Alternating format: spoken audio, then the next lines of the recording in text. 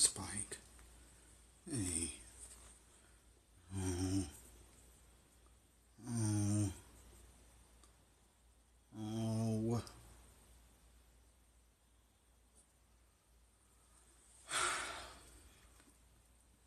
Hey. Hopefully you guys are doing well. Sorry I'm late. I had a bit of a kitten situation.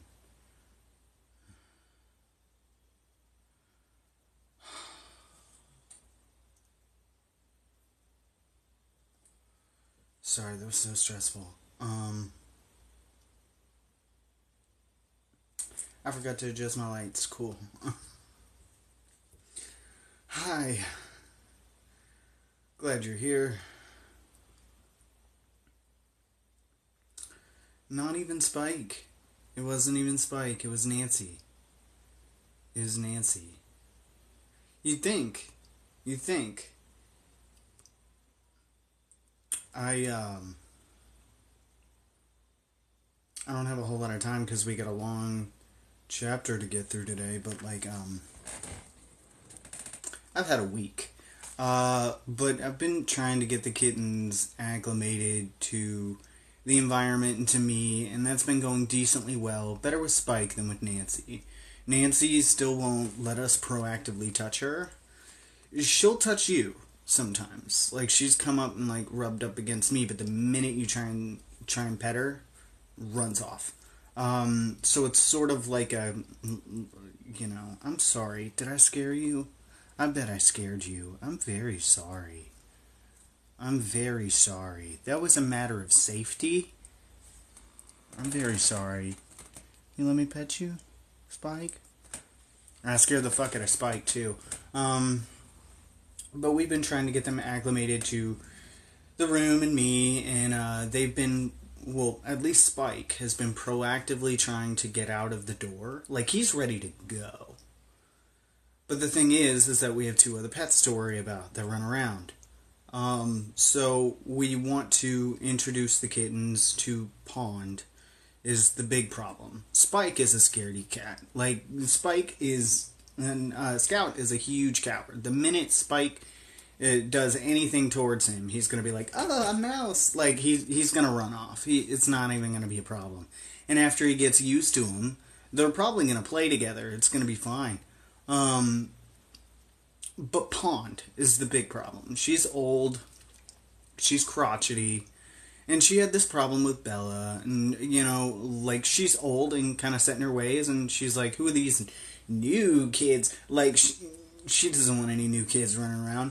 So, we were trying to get them, one, introduced to the house in a way that didn't cause them any interaction with Pond. So we put Pond and Scout in Dave's office. And we opened the doors and let them walk around for a while. Get used to the rest of the house in a leisurely sort of pace. And we did that for an hour at least. And they got used to it. And now they really want to stay out, is the big problem. But we can't just keep Pond and Scout locked up forever. So we blocked out time today and we introduced them a little to Pond. And Pond is still getting used to them. Nothing really happened. It's just whenever they move, whenever we interact with them, she starts kind of low growling, in getting a little crotchety. And so we don't want them wandering around. But we did introduce them to Pond. Pond knows they exist, and Pond's not exactly excited or happy about it. So we're still keeping them in the room for now, and it's been about 2 weeks. I've lost my recording space, and a lot of my time is spent in here, getting them used to me. And I had finally gotten to a place with Nancy where she would relax and come out when I was in here, and actively sometimes come up and interact with me, which was great. And I may have just ruined that. Like I said, they've been actively since they saw the rest of the house. There's a whole other world out there. We want to get out. And I'm like, you can't, though.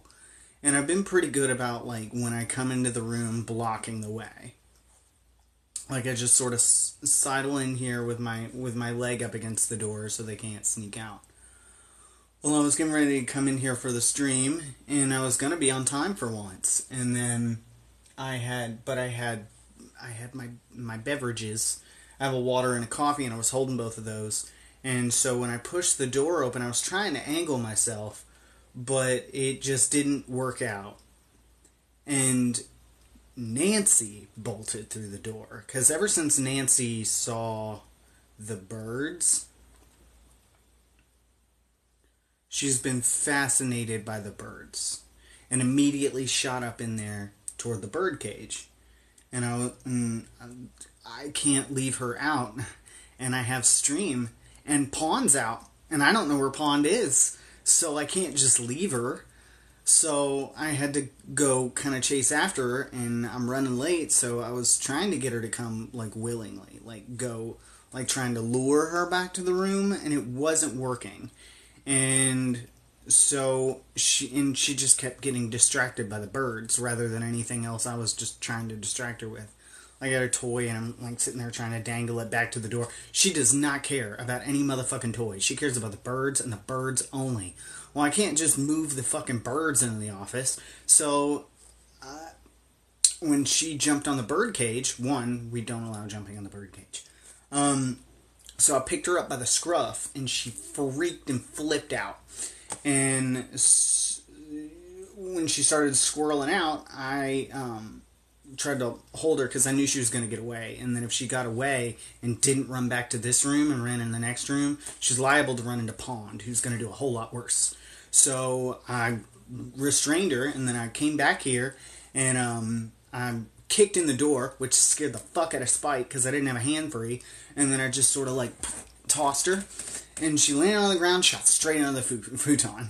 So now I've pretty much just ruined my entirety of the goodwill that I've made up over the past 2 weeks with Nancy, and now Spike is freaked out. Spike freaked out when I kicked the door in, because I've never entered this door that aggressively. I've always been, like, very quiet and very... Anyway, so... But I can't just start the live and then have one kitten out there with a cat, knowing that that cat is liable to attack her. Pond's exactly not the nicest cat when confronted. It's her territory. She's had it for so long, and she's not used to other cats in here. And it took her a while to get used to Bella, too. But the thing is that Bella had at least been subjected to the outside world and knew how to fight for herself. These babies don't. These babies run and hide. Spike is really playful, but he does not. They don't even know how to hiss back at her. They just run. Whenever she would hiss or growl, they just dart off under the nearest furniture. They are not built for confrontation. I mean, we've been doing that, but, like, they just, especially, like, Nancy, she will not eat if you are anywhere near the food. It's hard to get her anywhere near you. The only things that are sort of working are, one, doing something else and pretend like you are not paying attention and hold very still, and she'll come up to you. I don't know what to do about that because my connection says it's fine. Should I restart it? Better? Worse?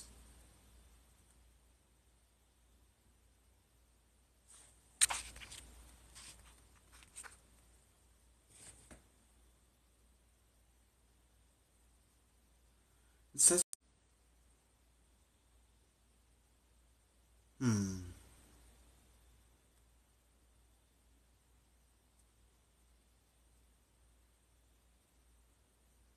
Huh. It's like 90s dial-up issues.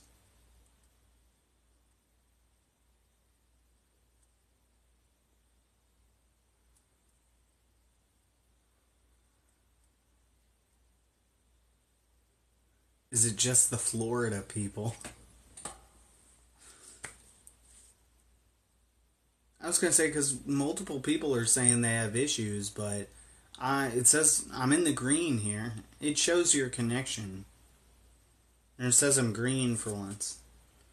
So I don't know if it's lying to me or if I should restart the stream.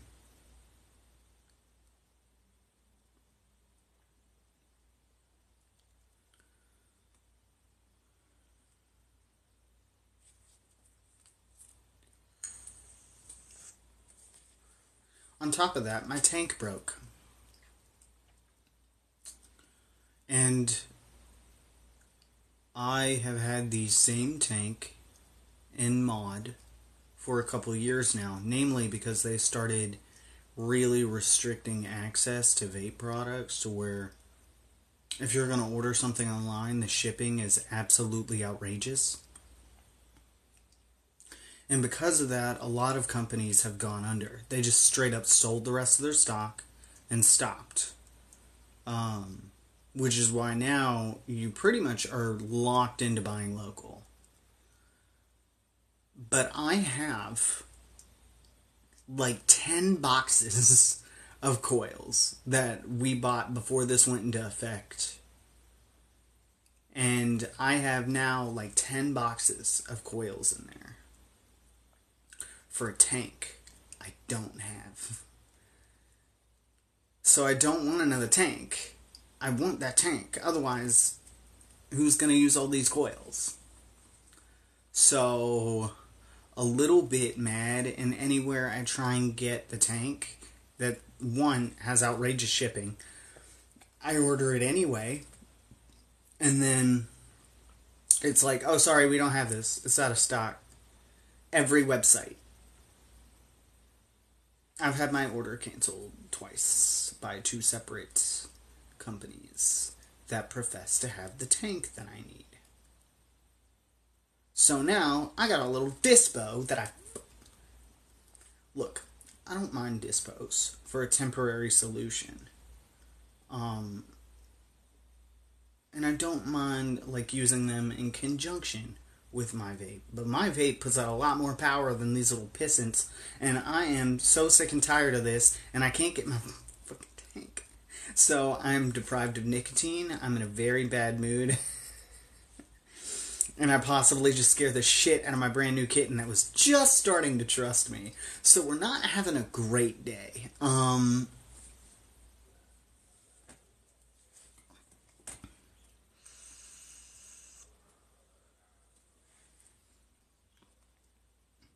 Send me that.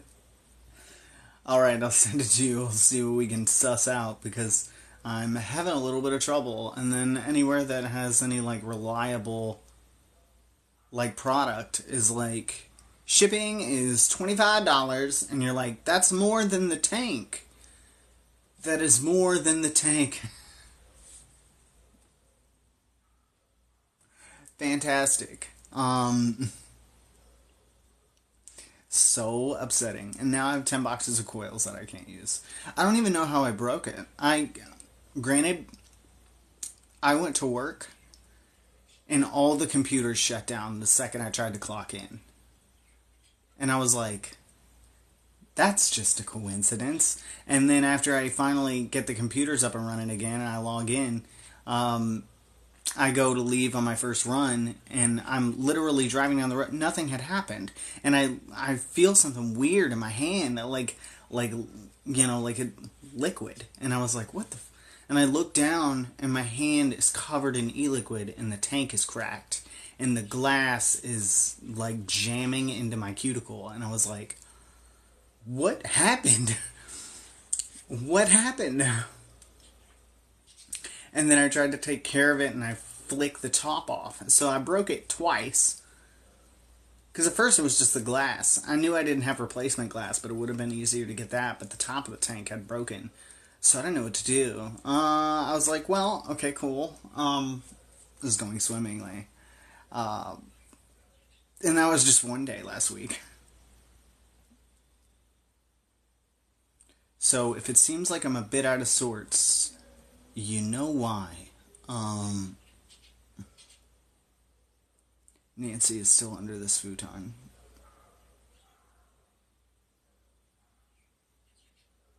I feel so bad. What was I gonna do? Leave her out there? What was I gonna do? Oh, and on top of that, no, it was on Thursday. Um,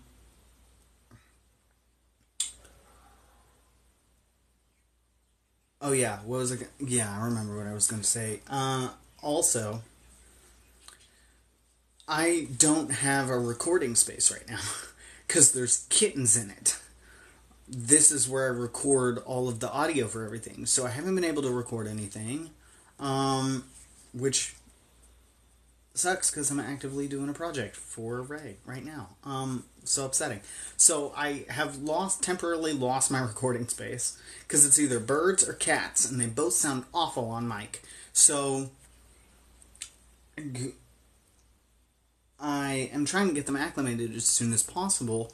And on top of that, I thought everything would be chill with the YouTube because I haven't really had any problems with TikTok and downloading any live since I switched phones. Granted, it's been delayed because I've been busy, but it's pretty much updated except for the last chapter, which it just decided to spring on me after I got these kittens that now I can't download last week's live. So that's why it's not on the YouTube. Not because I haven't done it yet, but because I can't get the live. So now I have to re-record it, but I can't record.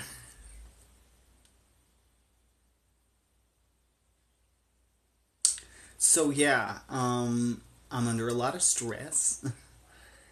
I have a lot of content to edit and a lot of content to record, and I can't do either. I have not. I've seen someone talk about that, but I need to get my hands on some. I'm not sure how well that'll work. I feel really bad about what just happened, but like I can't.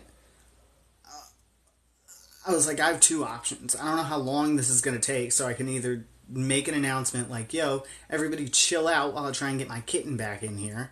Um, or, like, I don't know how long this is going to take, cancel the live, and then try and fucking find my cat and get her back in here. Or I could just leave her out there and wait for her to have a run-in with Pawn so I can run in there and nab her while they're distracted. Which I don't want to do. None of those sound great, or I could try and get her in here as quick as possible, which is what I did. And I don't know how well that worked out for me.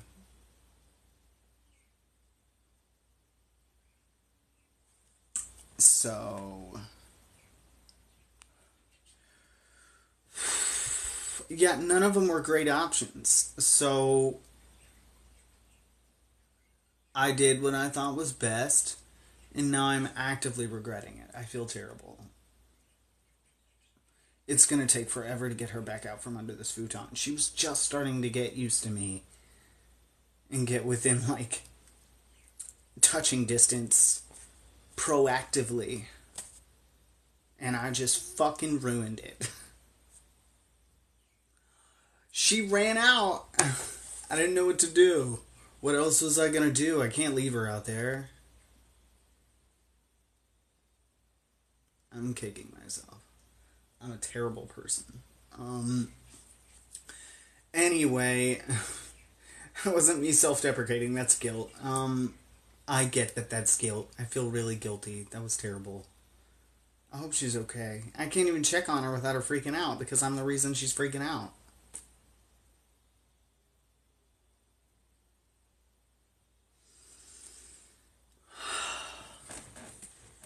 Yeah, no, we're gonna get to the chapter because we're running late now. Sorry that took a while, and I know you didn't need that much information about what's going on in my life. So,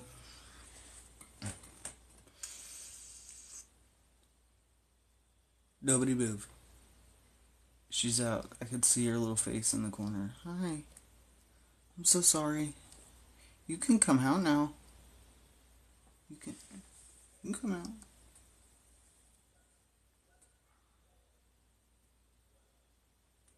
You okay?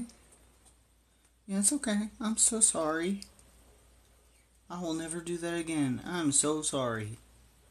I feel absolutely terrible. Are you alright?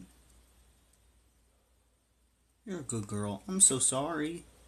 I didn't want you to get hurt. Pawn's out there. She's crazy. No one knows what that bitch is gonna do. I had to get you back in here where it's safe.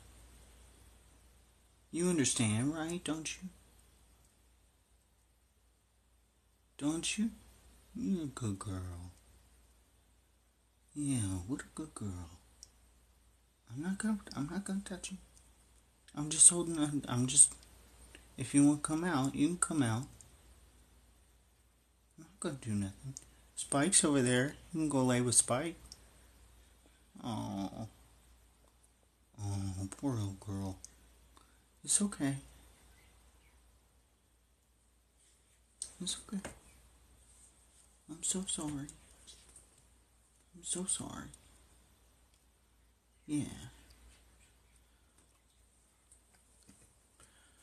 Sorry, she's right underneath me where the cover for the futon pulls up, and she's just sort of looking up at me, and I'm like, oh, it's just her face. You can only see just a little bit of her face. And she just keeps looking up like, I'm like, you're okay. I'm so sorry. You can come out. You just can't leave this room. Poor little girl. She must be scared out of her wits. I did take advantage of the fact that she was not looking at me at the time. She very much was like looking eyeballs on the birds, and I just reached up and like yoink on by the scruff of her neck. I thought that would be less stressful, because that's how mamas pick up their cats. They just yoink, so that's what I did, and then she just immediately was like, what the fuck? Started flailing everywhere, and I was going to drop her, so I did the only thing I could, and I just, oh.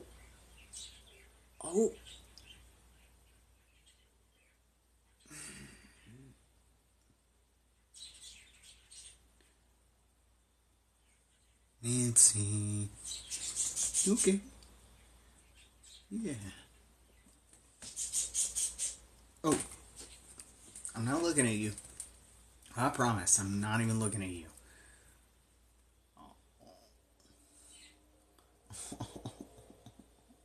She didn't even walk straight out. She walked around the table and underneath the desk to avoid me. Oh, that's so heartbreaking. I'm sorry. Moving on.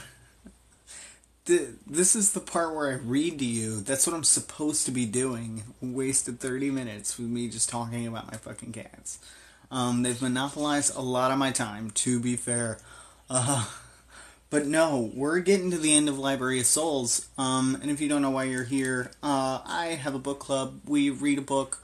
I read about a chapter a week every Tuesday, 8 p.m. Central, and we're working through Miss Peregrine's Home for Peculiar Children. And we are on Library of Souls. And if you want to know what you missed, you can always go check out the YouTube, except for the last chapter. I will have to re-record that, so apologies. But in case you were wondering what you missed, Jacob woke up, took control of pretty much all the hollows instantaneously. They trauma bonded or something, and now he can control all of them. He was leading them and all of the escaped peculiars on a full-on rampage inside of this white fortress where they had the whites on the run. It was looking pretty good, not gonna lie. The Imbrans were free, some of them were kind of catatonic, but everybody was doing pretty good, and we were leading a whole frontline assault until the ambush. Then things started to get a little bit rocky. We lost a lot of the hollows. But then Sharon and his riggers showed up, so that was pretty good. They showed up to help, and then we kind of had control of the situation all the way up until Bentham's betrayal. So Bentham, brother to both Call and Miss Alma Peregrine, turned on the Peculiars and joined Call because Miss Peregrine slighted him and basically said she wasn't going to vouch for him. So he ran off, joined Call, And then Call took advantage of the situation, captured Miss Peregrine, and now we are firmly on the defensive again. He's surrounded by all of his guards. They have guns, and we don't. So it's not looking great, and pretty much all the Hollows have died. So that's it for them. For everybody who got firmly attached to the Hollows being cute pets, I'm very sorry to inform you that that is not the case. It was looking like it was going to be really cool for a while, though, wasn't it? So I hope you enjoyed the ride while it lasted. And that's what you missed on Glee. I will avenge them all. Good luck. I hope that works out. So now,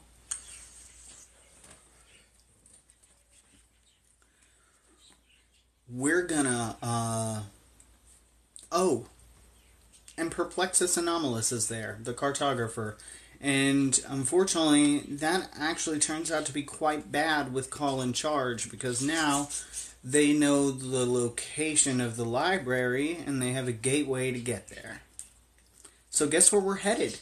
It is called Library of Souls, after all, so you would assume that we would eventually get to the Library of Souls.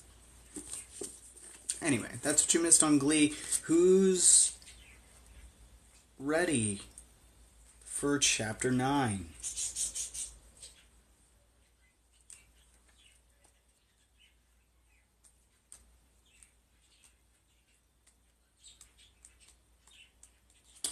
Sick. Okay. Chapter 9. We were herded toward the Pale Tower at a brutal pace, the whites encouraging stragglers with shoves and kicks. Without my hollow, I was a limping, hobbling mess. I had nasty bite wounds across my torso, and the dust that had kept me from feeling them was beginning to wear off. I forced myself forward anyway, my mind spinning out ways we might save ourselves, each more implausible than the last. Without any hollows, all our peculiar powers were outmatched by the whites and their guns. We stumbled past the wrecked building where my hollows had died, over bricks misted with the blood of parrots and whites, marched through the walled courtyard into the tower door, and then up and up its winding hallway past a blur of identical black doors. Call paraded before us like a deranged bandleader, high-stepping and swinging his arms one moment and turning to hurl profane insults at us the next. Behind him, the bear waddled along with Bentham riding in the crook of one arm and Miss Peregrine slung over its shoulder. She pled with her brothers to reconsider the course of action. Remember the old stories of Abaddon and the ignominious end that came to every peculiar who stole the library's souls. Its power is cursed. I'm not a child anymore, Alma, and I'm no longer frightened of old Imbring tales, Call scoffed. Now hold your tongue. That is, if you want to keep it. She soon gave up trying to convince them and stared silently at us over the bear's shoulder, her face projecting strength. Don't be afraid, she seemed to telegraph. We'll survive this too.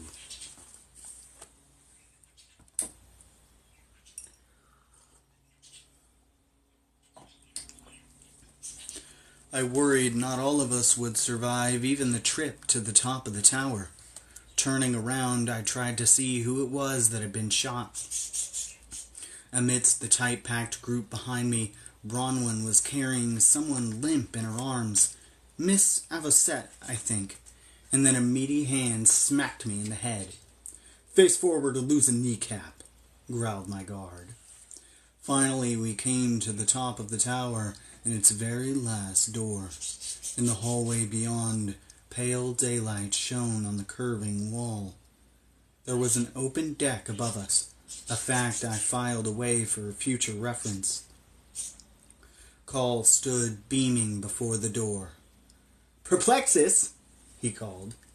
Signor Anomalous. Yes, there in the back. Since I owe this discovery in part to your expeditions and hard work, credit where credit is due, I think you should do the honors and open the door.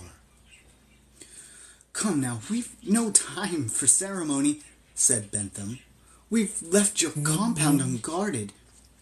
Don't be such a ninny-willow, Call said. This won't take but a moment. One of the guards dragged Perplexus out of the crowd and up to the door. Since I'd last seen him, his hair and beard had turned alabaster white. His spine had curved, and deep wrinkles grooved his face. He spent too long away from his loop, and now his true age was beginning to catch up to him. Perplexus seemed about to open the door when he was struck by a fit of coughing.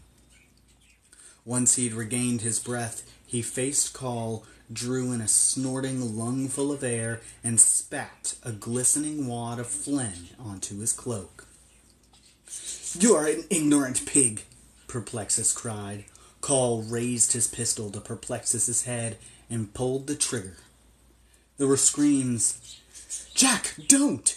Bentham shouted, and Perplexus threw up his hands and spun away, but the only sound the gun made was a dry click. Call opened the gun and peered into its chamber, then shrugged. "It's an antique, like yourself," he said to Perplexus, then used its barrel to flick the spittle from his jacket. "I suppose fate has intervened on your behalf. Just as well.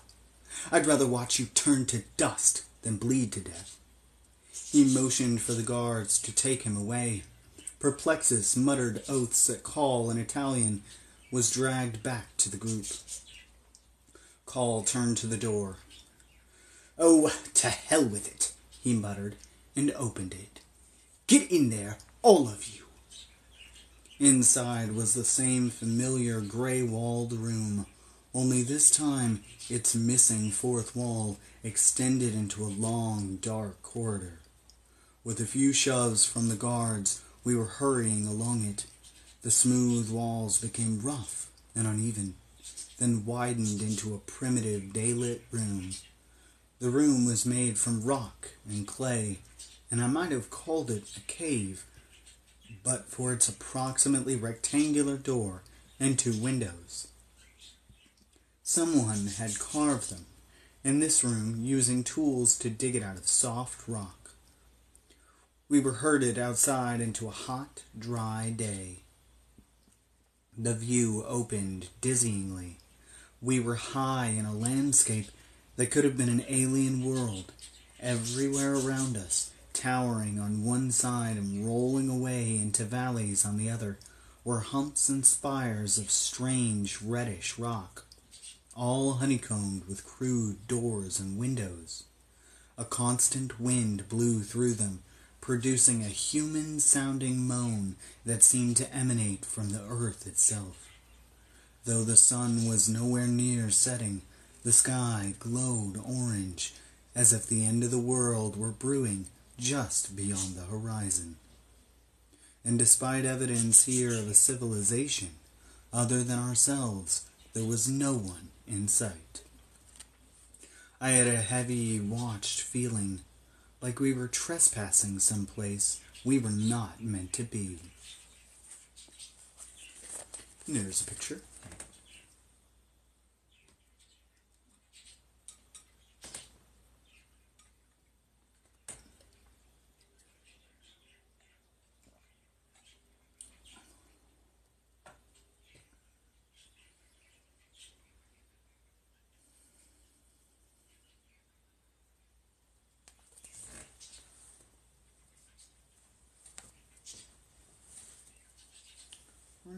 Okay.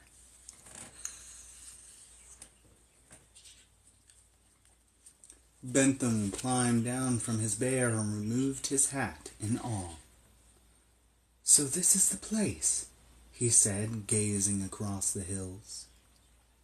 Call threw a big brotherly arm across his shoulders. I told you this day would come. We certainly put each other through hell getting here, didn't we? We did, Bentham agreed. But I say all's well that ends well, because now I get to do this. Call turned to face us. Friends, Imbrans, peculiar children. He let his voice echo away into the strange, moaning canyons. Today will go down in history. Welcome to Abaddon. He paused, waiting for applause that didn't come. You're standing now in the ancient city that once protected the Library of Souls. Until recently, it hadn't been seen in over 400 years, nor conquered in 1,000, until I rediscovered it. Now, with you as my witnesses... He stopped, looking down for a moment, then laughed. Why am I wasting my breath? You Philistines will never appreciate the gravity of my achievement. Look at you, like donkeys contemplating the Sistine Chapel. He patted Bentham on the arm. Come on, brother, let's go and take what's ours. And ours as well, said a voice behind me, one of the guards. You won't forget us, will you, sir? Of course I won't, Call said, attempting a smile and failing. He couldn't disguise his irritation at having been called out in front of everyone. Your loyalty will be repaid tenfold.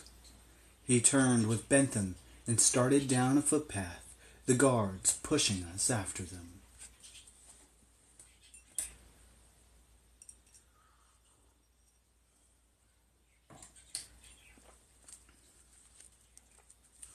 The sun-baked path split and split again, sending branches and feeders into the spiked hills, following a route he'd no doubt forced Perplexus to reveal and had trod many times in recent days. Call led us down obscure and bramble-choked lanes with certainty, his every step oozing the arrogance of a colonizer. The watched feeling I had only grew, as if the rough openings bored into the rock were a colony of half-closed eyes, some ancient intelligence encased in stone, waking slowly from 1,000 years' sleep.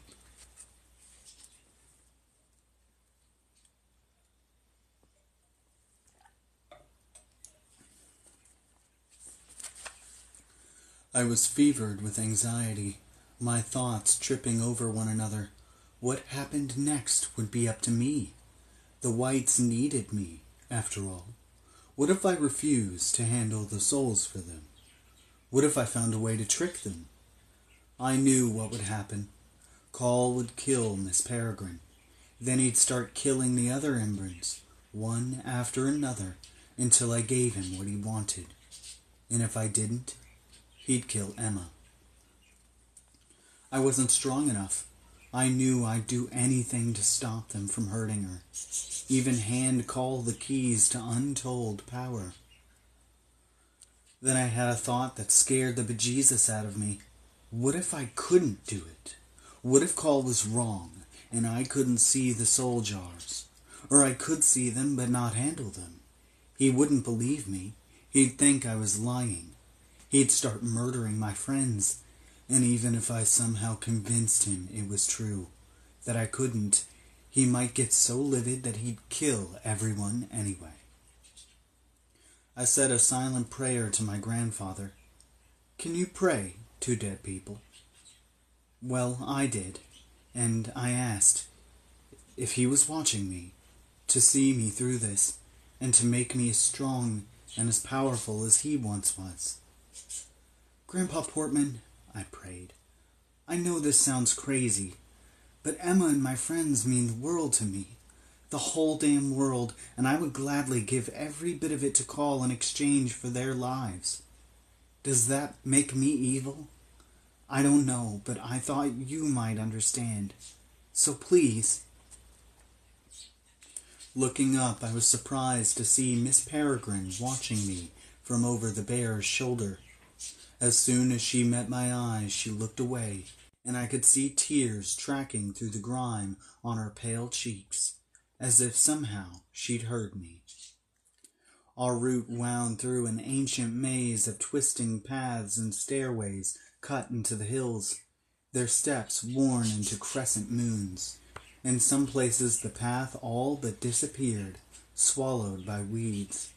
I heard Perplexus complain that it had taken him years to puzzle out the way to the Library of Souls, and to have this ungrateful thief tromping along it now with no regard, a terrible insult. And then I heard Olive say, "Why did no one ever tell us the library was real?" "Because, my dear," replied an Imbrin, "it wasn't allowed. It was safer to say." The Imbrin paused to catch her breath. "That it was just a story." Just a story. It had become one of the defining truths of my life that, no matter how I tried to keep them flattened, two-dimensional, jailed in paper and ink, there would always be stories that refused to stay bound inside books. It was never just a story. I would know. A story had swallowed my whole life. We'd been walking for several minutes along a plain-looking wall, the wind's eerie moan rising and falling, when Call raised a hand and shouted for everyone to stop. "Have we gone too far?" he said. "I could have sworn the grotto was along here somewhere. Where's the cartographer?" Perplexus was hauled forth from the crowd. "Aren't you glad you didn't shoot him?" Bentham muttered. Call ignored him. "Where's the grotto?" he demanded, getting in Perplexus's face. Perhaps it's hidden itself from you," Perplexus teased. "Don't test me," Call replied. "I'll burn every copy of your map of days. Your name will be forgotten by next year." Perplexus knotted his fingers together and sighed. "There," he said, pointing behind us. We had passed it. Call stomped down to a vine-choked patch of wall, an opening so humble and well hidden that anyone might have missed it. Not so much a door as a hole. He pushed aside the vines and poked his head through. "Yes," I heard him say, and then he pulled out his head again and began giving orders.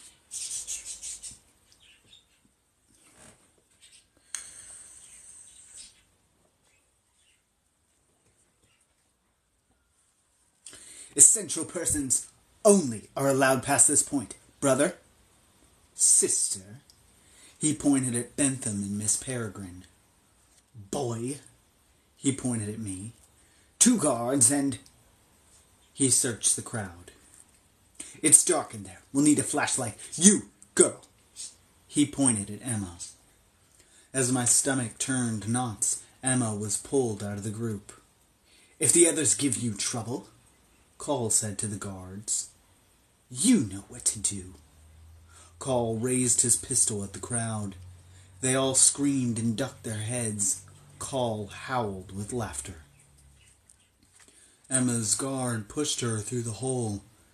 Bentham's bear would never fit through, so Miss Peregrine was set down and my wight given double duty guarding both her and me.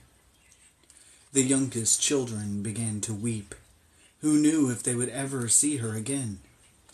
"Be brave, children," Miss Peregrine called to them. "I'll be back."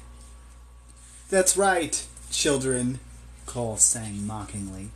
"Listen to your headmistress. Imbrin knows best."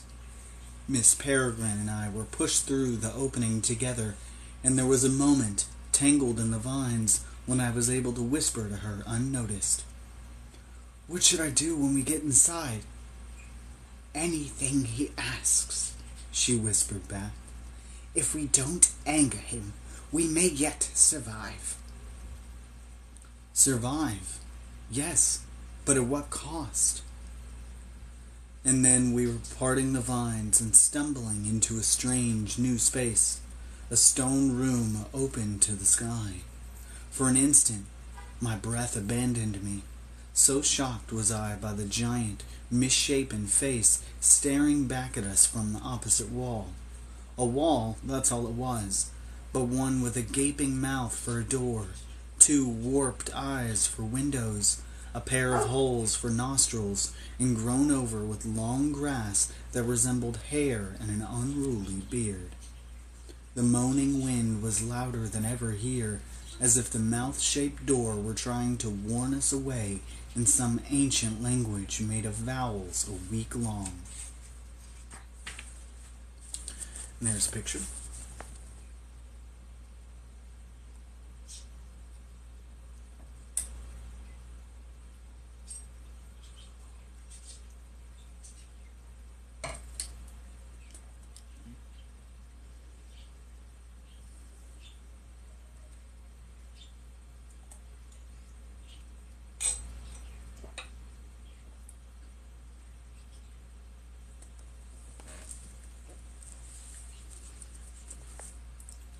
Call indicated the door.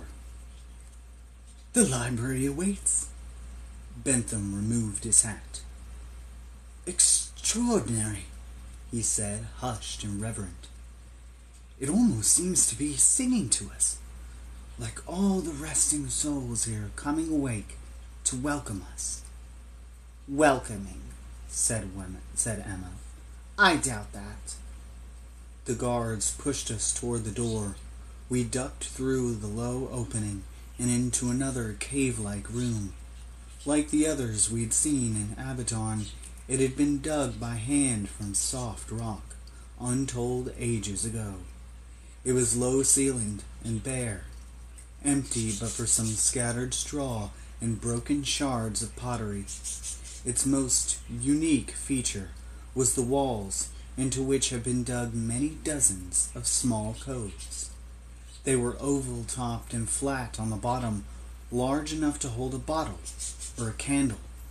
At the back of the room, several doors forked away into darkness. Well, boy, said Call, can you see any? I looked around. Any what? Don't trifle with me. Soul jars. He stepped up to a wall and swept his hands inside one of the coves. Go and pick one up. I turned slowly, scanning the walls. Every cove appeared to be empty. I don't see anything, I said. Maybe there aren't any. You're lying. Call nodded to my guard. The guard punched me in the stomach.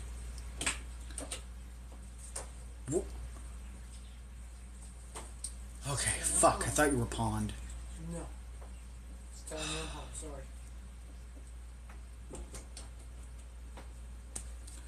Sorry, jump scare. Where the fuck was I? God damn it. Hey, fucking Christ.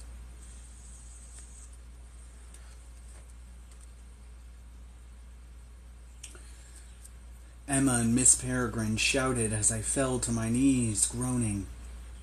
Looking down at myself, I saw blood trickling through my shirt, not from the punch, but from my hollow bite. Please, Jack, cried Miss Peregrine. He's just a boy. Just a boy, Call said mockingly. That's the very heart of the problem. You've got to punish them like men. Water them with a bit of blood and the shoot begins to spring up, the plants to grow. He strode toward me while spinning the barrel of his odd antique pistol. Straighten his leg.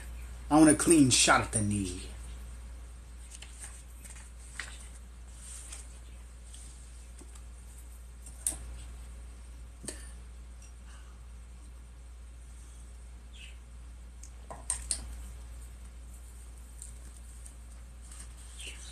The guard shoved me to the ground and grabbed a hold of my calf. My cheek ground into the dirt, my face aimed at the wall. I heard the gun's hammer pull back, and then, as the woman begged to call for mercy, I saw something in one of the coves in the wall, a shape I hadn't noticed before. "Wait!" I shouted. "I see something!" The guard flipped me over. "Come to your senses, have you?" Call was standing over me, looking down. "What do you see?" I looked again, blinking, forcing myself to be calm, my vision to focus. There on the wall, coming gradually into view like a Polaroid photo, was the faint image of a stone jar. It was a simple, unadorned thing, cylindrical in shape, with a tapered neck and a cork plugging its top, its stone the same reddish color as the strange hills of Abaton.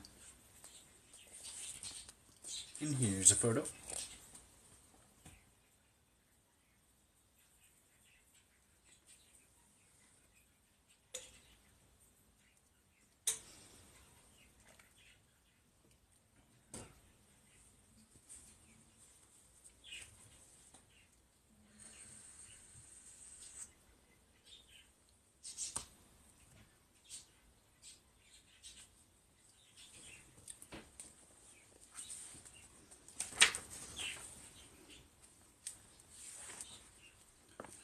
"It's a jar," I said. "Just one. It was tipped over. That's why I didn't notice it at first." "Stand," Cole said. "I want you to pick it up." I drew my knees to my chest, rocked forward onto my feet, and stood, pain rioting through my midsection.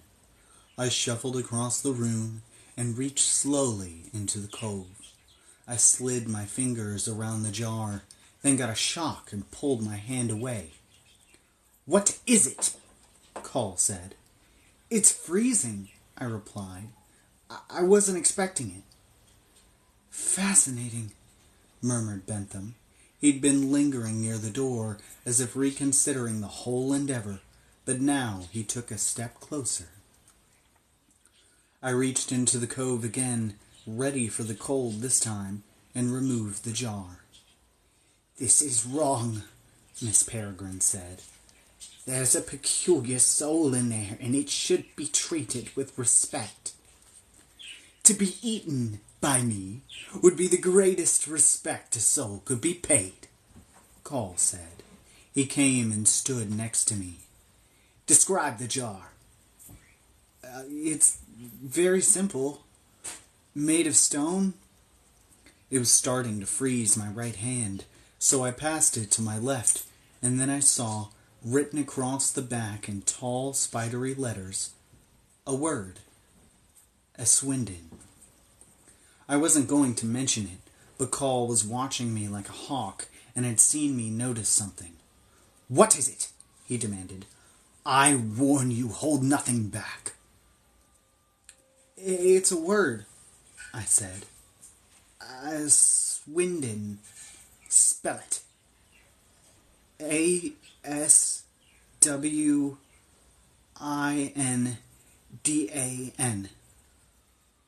Guswindon, Call said, his brow furrowing. "That's old peculiar, isn't it?" "Obviously," Bentham said.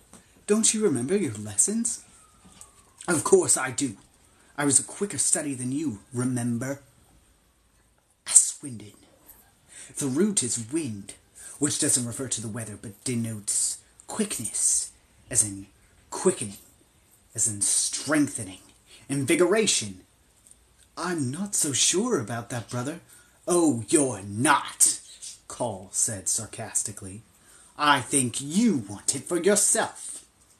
Call reached out and tried to snatch the jar from me. He managed to get his fingers around it, but as soon as the jar left my hand, his fingers closed on themselves, as if there was suddenly nothing between them, and the jar dropped to the floor and smashed. Call swore and looked down, dumbfounded, as blue and brightly glowing liquid puddled at our feet. "I can see it now," he said excitedly, pointing at the blue puddle. "That I can see." "Yes, yes, me too," said Bentham, and the guards concurred. They could all see the liquid, but not the jars that contained and protected it. One of the guards bent down to graze the blue liquid with his finger. The moment he touched it, he cried out and jumped back, flapping his hand to shake the stuff off. If the jar was freezing, I could only imagine how cold the blue stuff was. "What a waste," Cole said. "I would have liked to combine that with a few other choice souls." "A Swindon," Bentham recited. "Root word swind, meaning shrink. Be glad you didn't take that one, brother." Cole frowned. No, I'm certain I was right." "You're not," said Miss Peregrine. His gaze darted between them, paranoid, as if he were weighing the possibility they might somehow be in league against him. Then he seemed to let it go. "This is just the first room," he said. "The better souls are deeper in, I'm sure." "I agree," said Bentham. "The farther we go, the older the souls will be, and the older the soul, the more powerful."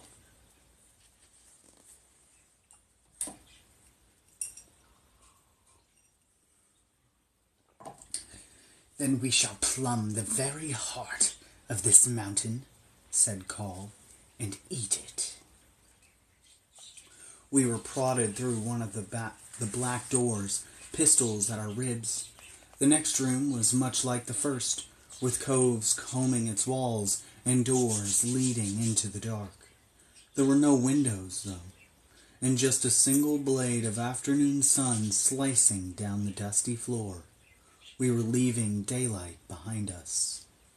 Call ordered Emma to make a flame. He ordered me to inventory the contents of the walls. I duly reported 3 jars, but my word wasn't enough. He made me tap each one with my fingernail to prove it was there, and pass my hand through dozens of empty coves to prove they were vacant. Next, he made me read them. Hailstor, Ungsuan, Meanglandor. The words were meaningless to me, unsatisfactory to him. "The souls of piddling slaves," he complained to Bentham. "If we're to be kings, we need the souls of kings." "Onward, then," said Bentham. We plunged into a baffling and seemingly endless maze of caverns. Daylight a memory, the floor sloping ever downward. The air grew colder. Passageways branched off into the dark like veins. Call seemed to navigate by some sixth sense, confidently bounding left or right. He was insane, manifestly insane, and I was sure he was getting us so lost that even if we managed to escape him, we could expect to spend eternity trapped in these caves. I tried to imagine the battles that had been waged over these souls, ancient, titanic peculiars clashing among the spires and valleys of Abaddon. But it was too mind-boggling. All I could think of was how terrifying it would be to be trapped down here without a light. The farther we went, the more jars were in the walls, as if plunderers had long ago raided the outermost rooms, but something had stopped them from getting too far. A healthy sense of self-preservation, maybe. Call barked at me for updates, but he'd stopped demanding proof of which coves were occupied and which were vacant, and only occasionally made me read a jar's label aloud. He was hunting bigger game, and seemed to have decided that there was little worth bothering with in this part of the library. We went on in silence. The rooms grew larger and grander in their crude way, the ceilings rising and walls widening. The jars were everywhere now, filling every cove, stacked in totemic pillars in the corners, wedged into cracks and crevices, the cold that seeped from them refrigerating the air. Shivering, I pulled my arms close to my body, my breath pluming before me, the watched feeling that had haunted me earlier creeping back. This library, so called, was a vast underworld, a catacomb and hiding place for the second soul of every peculiar who had ever lived. Prior to the last millennium, hundreds of thousands of them. That great accretion of souls had begun to exert a strange pressure on me, compressing the air spaces in my head and lungs as if I were sinking gradually into deep water. I wasn't the only one feeling out of sorts. Even the guards were skittish, startling at small noises and checking constantly over their shoulders. "Did you hear that?" mine said. "The voices?" said the other one. "No, more like water. Rushing water." While they talked, I stole a quick glance at Miss Peregrine. Was she frightened? No. She seemed to be biding her time, waiting and watching. I took some comfort in that, and in the fact that she could have taken bird form and escaped her captors long ago, but hadn't. So long as Emma and I were prisoners, she would be. Maybe that was more than just her protective instinct at work. Maybe she had a plan.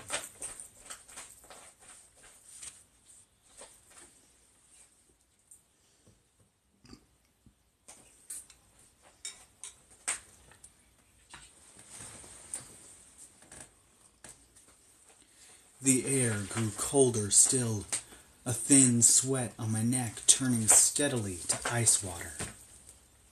We trudged through a chamber so littered with jars I had to hopscotch around them to keep from kicking them over, though everyone else's feet passed right through them.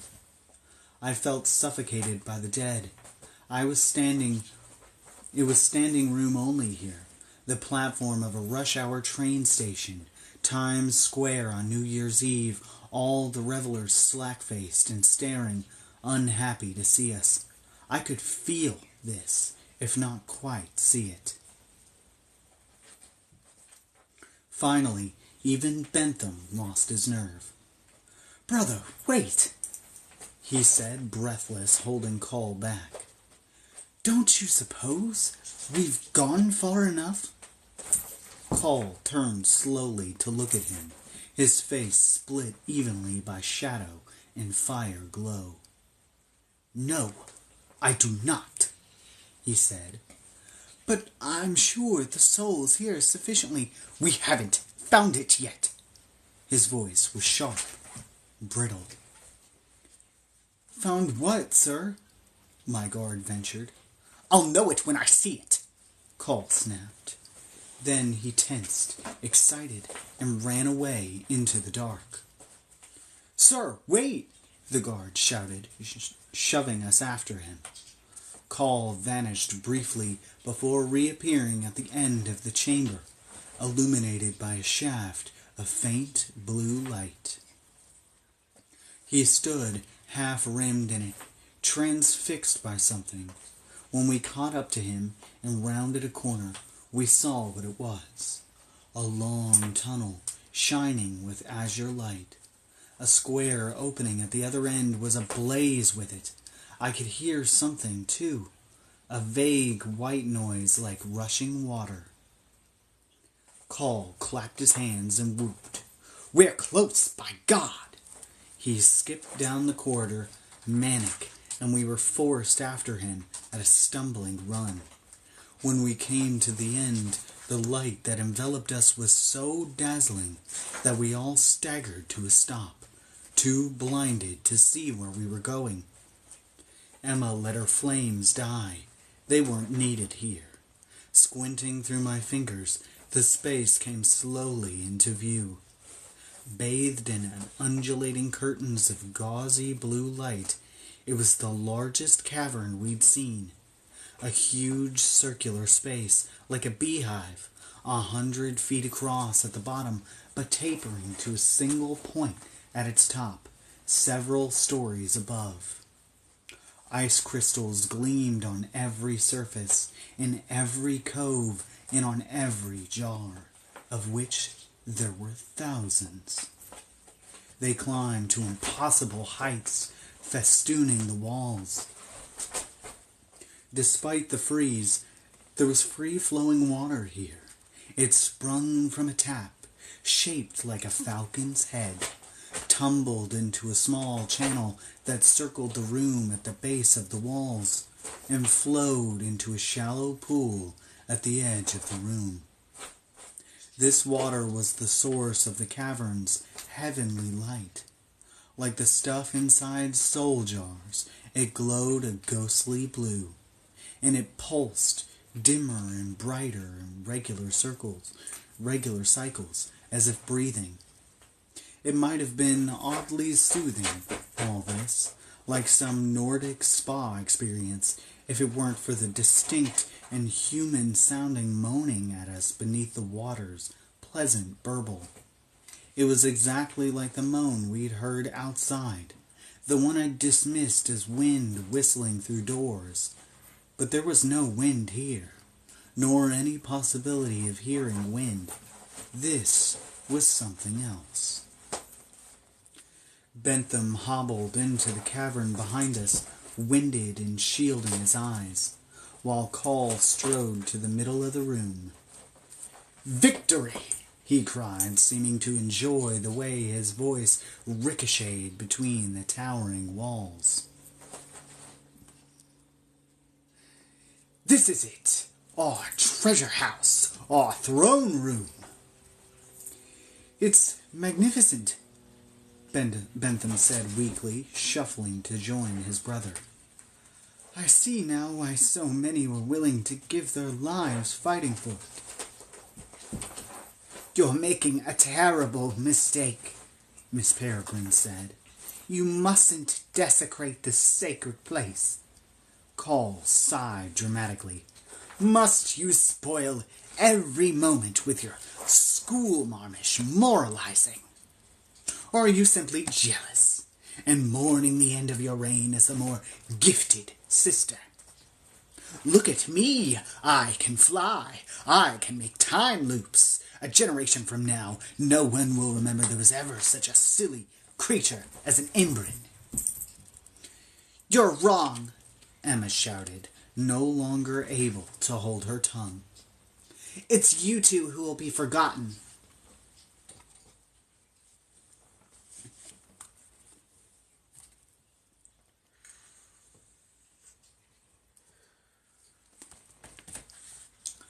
Emma's guard moved to strike her, but Call told him to leave her be.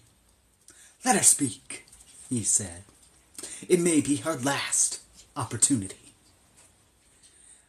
"Actually, you won't be forgotten," said Emma. "We'll write a new chapter in the tales about you. The Greedy Brothers, we'll call it. Or the Horrible, Awful Traitors who got what they deserved."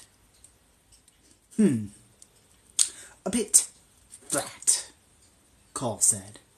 "I think we'll call it How the Magnificent Brothers Overcame Prejudice to Become the Rightful God-Kings of Peculiardom.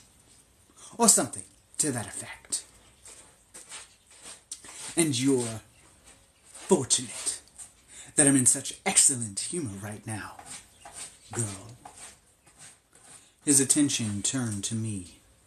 "Boy, tell me about the jars here, and skip no detail, however small."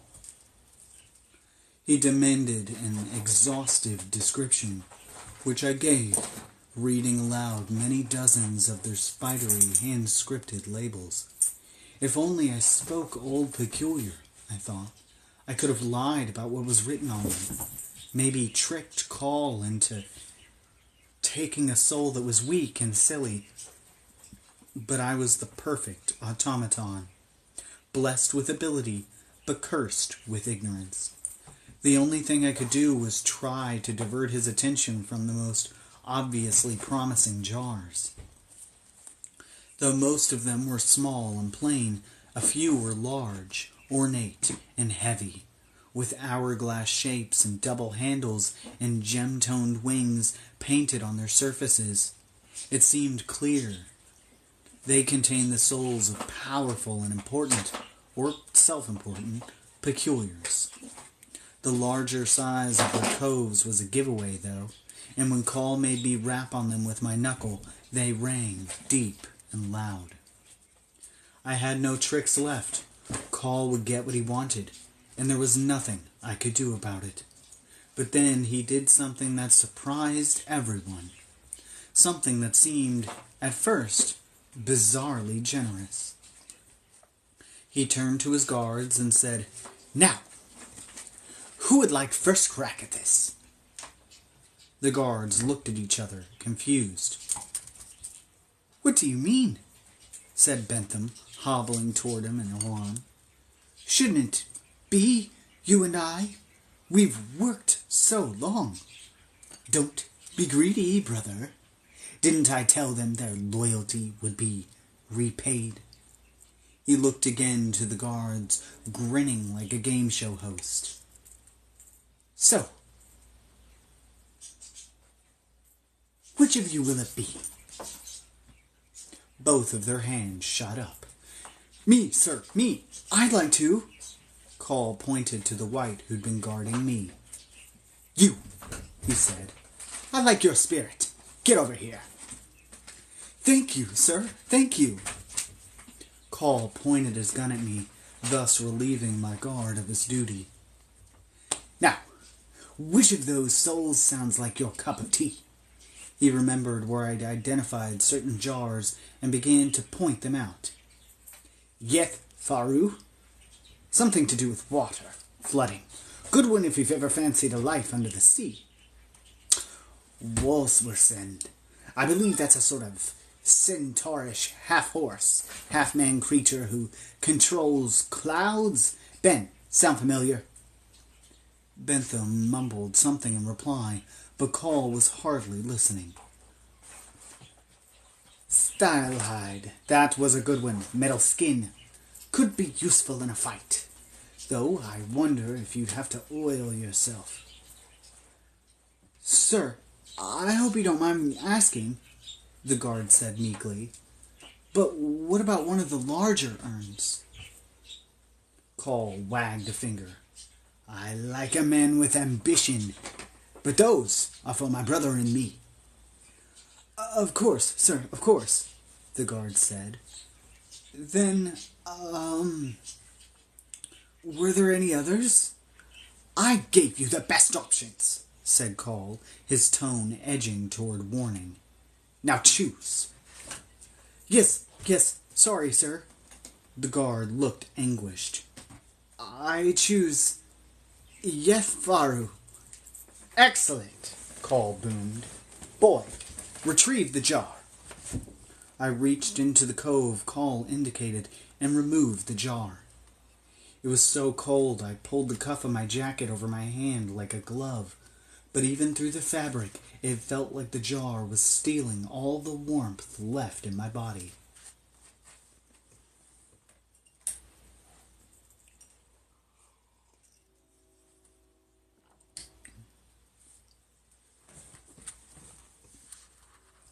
The guard stared at my hand. "What do I do with it?" he said. "Take it like ambrosia?" "I'm not certain," Cole said. "What do you think, brother?" "I'm not sure either," said Bentham. "It's not mentioned in any of the old texts." Cole scratched his chin. Yes, I think you should take it like ambrosia." He nodded, suddenly sure of himself. "Yes, that's the ticket, just like Ambro." "Are you sure?" asked the guard. "Absolutely 100% sure," said Call. "Don't be nervous. You'll go down in history for this. A pioneer." The guard locked eyes on me. "No tricks," he said. "No tricks," I said. I uncorked the jar. Blue light shone out of it.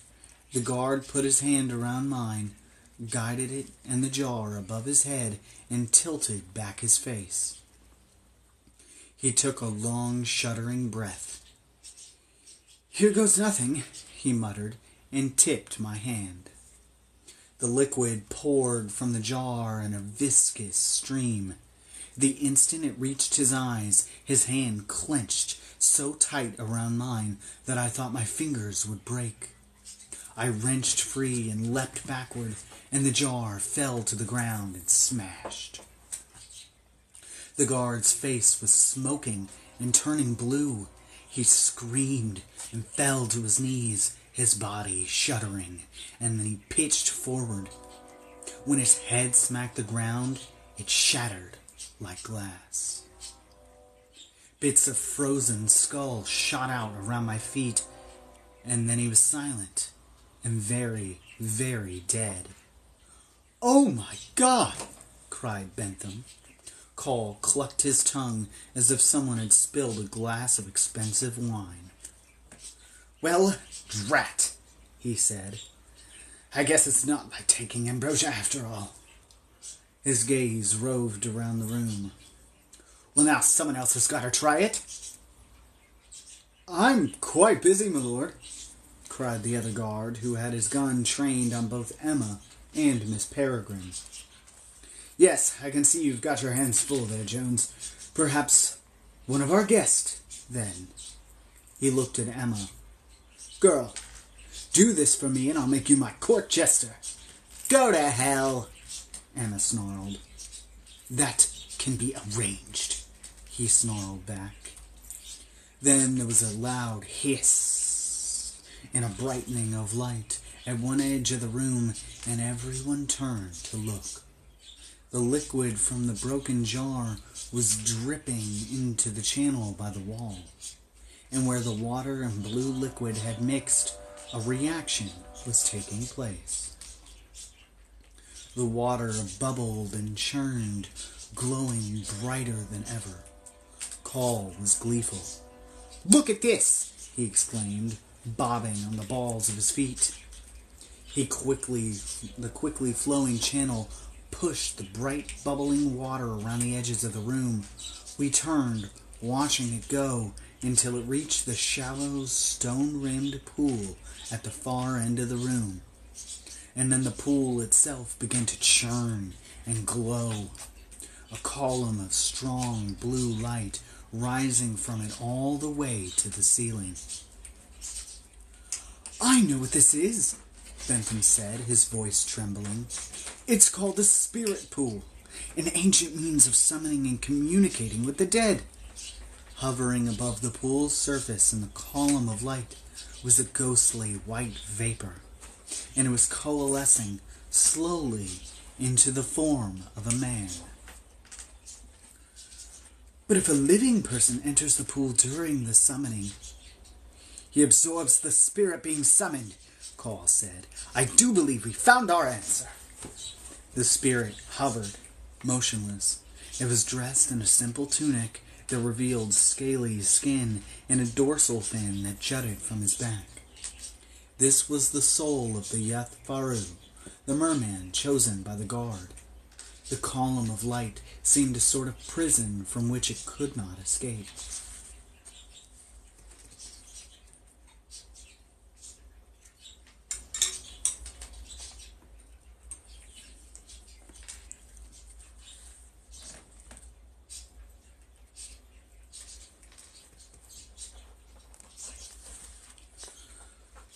"Well," Bentham said, gesturing to the pool. "Are you going?" "I'm not interested in another man's leftovers," Call said. "I want that one." He pointed to the jar I had wrung for him earlier, the largest of them all. "Tip it into the water, boy." He pointed his gun at my head. "Now!" I did as I was told. Reaching into the oversized cove, I took the urn by both handles and tipped it toward me, carefully, lest it splatter and ruin my face. Bright blue liquid ran down the wall into the channel. The water went crazy, hissing and bubbling, the light it produced so bright that I had to squint. As the urn's liquid flowed around the room toward the spirit pool, my eyes darted to Miss Peregrine and Emma. This was our last chance to stop Call, and there was only one guard left, but he wasn't taking his eyes on or his gun off the women, and Call still had his pistol aimed squarely at my head. It seemed we were still at their mercy. The great urn's liquid reached the spirit pool. The pool frothed and heaved as if a sea creature was about to break the surface. The column of light rising from it grew brighter still, and yet Faru evaporated into nothing. A new vapor began to coalesce, much larger than the one it replaced. If this was taking the shape of a man, it was a giant one, twice as tall as any of us, its chest twice as broad.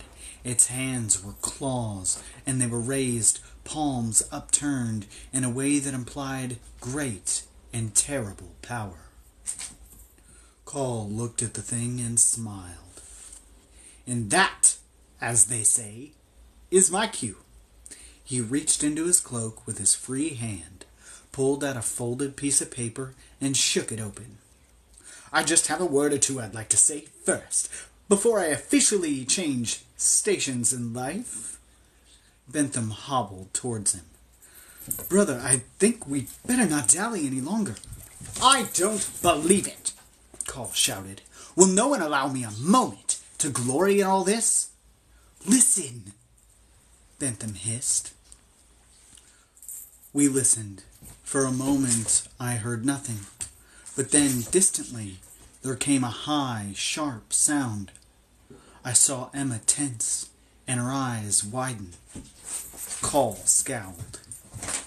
Is that a dog?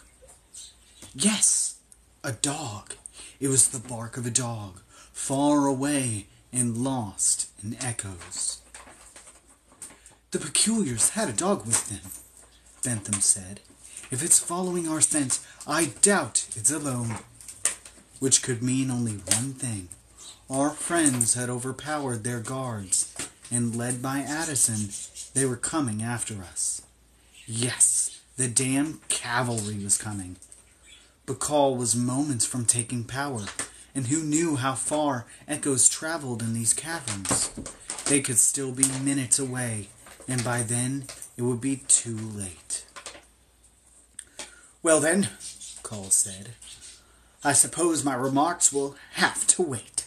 He tucked the paper back into his pocket. He seemed in no particular hurry, and it was driving Bentham mad. Go, Jack, take your spirit, and then I'll take mine. Call sighed. About that. You know, I've been thinking, I'm not sure you could handle all this power. You're weak-minded, see. By which I don't mean unintelligent. On the contrary, you're more intelligent than I am. But you think like a weak person. Your will is weak. It isn't enough to be smart, you know. You've got to be vicious. No, brother, don't do this, Bentham begged. I'll be your number 2, your loyal confidant, anything you need me to be. Serves you right, I thought. Keep talking. This groveling is precisely what I mean, said Call, shaking his head. It's the sort of thing that can only change the mind of a weak-willed person, like yourself. But I am not susceptible to emotional entreaties.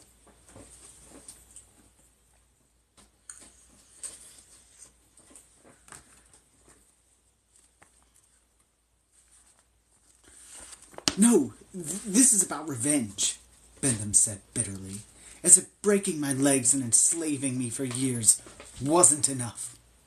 Oh, it was, though, Call said. True, I was cross with you for turning us all into Hologast.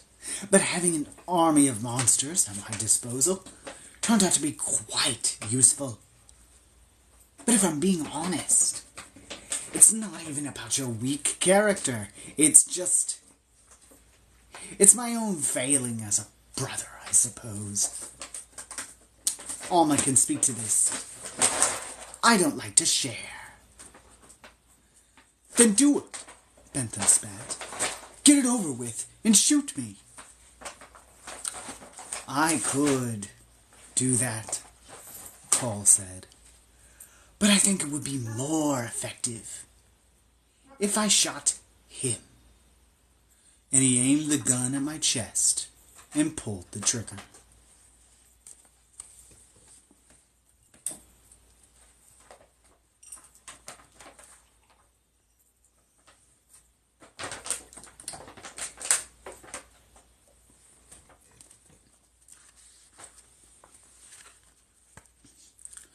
I felt the impact of the bullet almost before I heard the gun roar.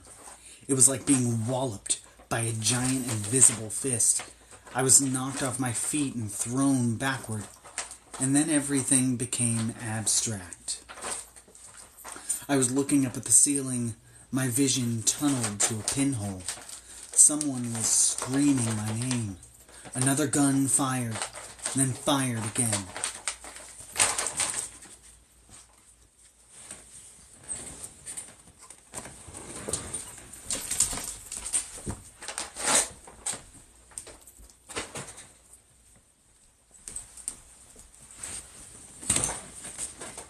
Stop it.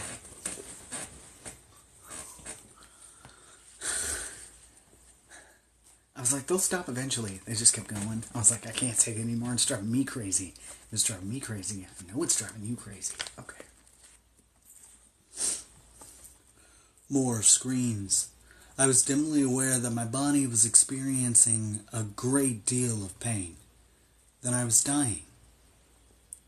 Then Emma and Miss Peregrine were kneeling over me, anguished, shouting, the guard out of the picture.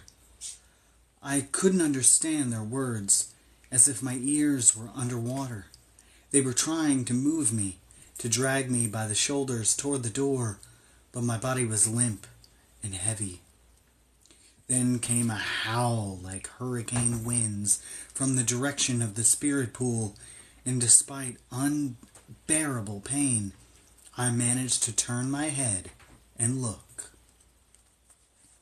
Call was standing calf-deep in the pool, his arms outstretched and head tilted back in a state of paralysis as the vapor gripped him, merged with him.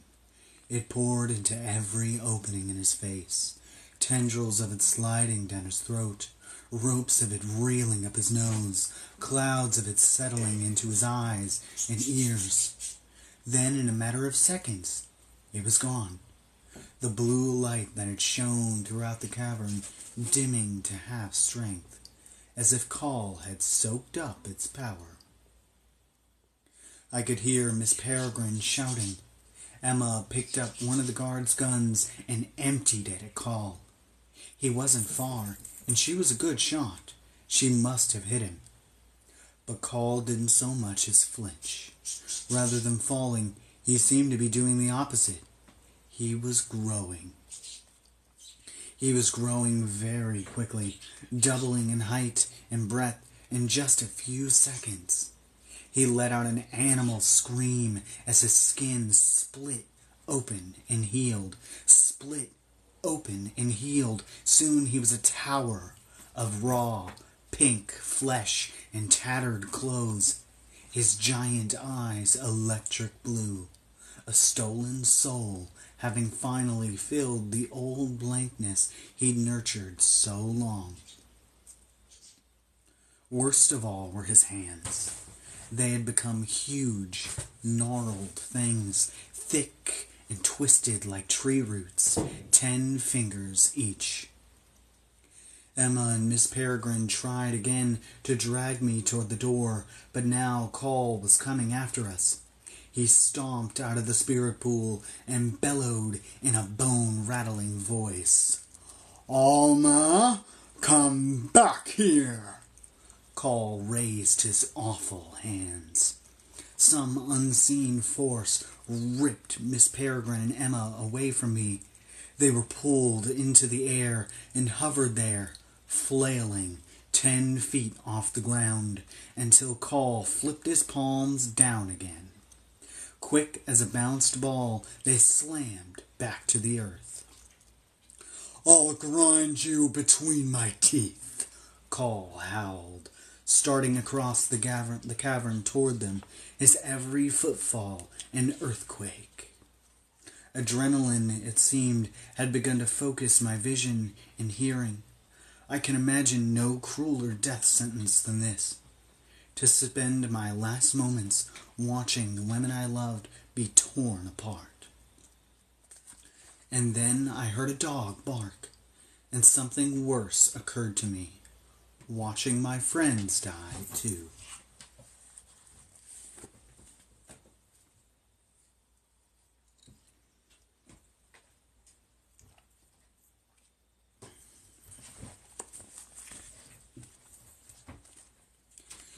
Emma and Miss Peregrine ran. They had no choice. To come back for me now was impossible.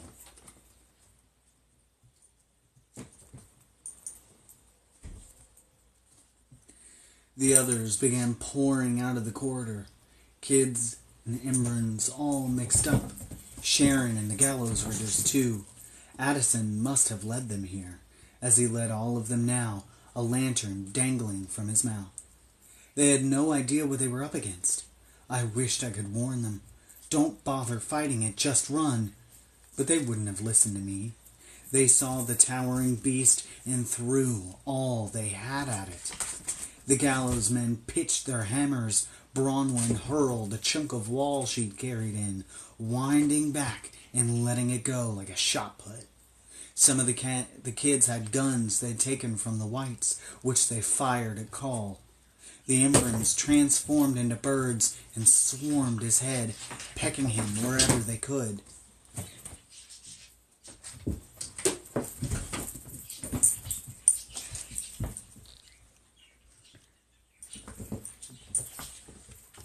None of it had the slightest effect on him. The bullets bounced off. He batted away the chunk of wall. He caught the hammers between his giant teeth and spat them out. Like a swarm of gnats, the Embrons seemed merely to irritate him. And then he spread his arms and his knotty fingers, the little feeder roots that dangled from them dancing like live wires, and slowly brought his palms together. As he did, all the Embrons circling his head were pushed away, and all the peculiars were smashed together in a clump.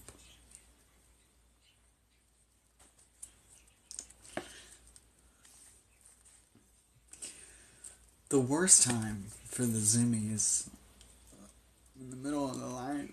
This is what happens when I try to record, too. I guarantee you right after this is over, they're gonna fall straight to sleep. Is it my voice? Okay. He brought his palms together and folded them over and over as if crumpling a piece of paper. The Embrons and the peculiars rose from the ground in a spherical crush of limbs and wings. I was the only one left, alone, except Bentham. Where was Bentham? And I tried to get up, to stand and do something, but I could only lift my head. Hey, don't hiss. Hey, what y'all doing? Don't hiss at her.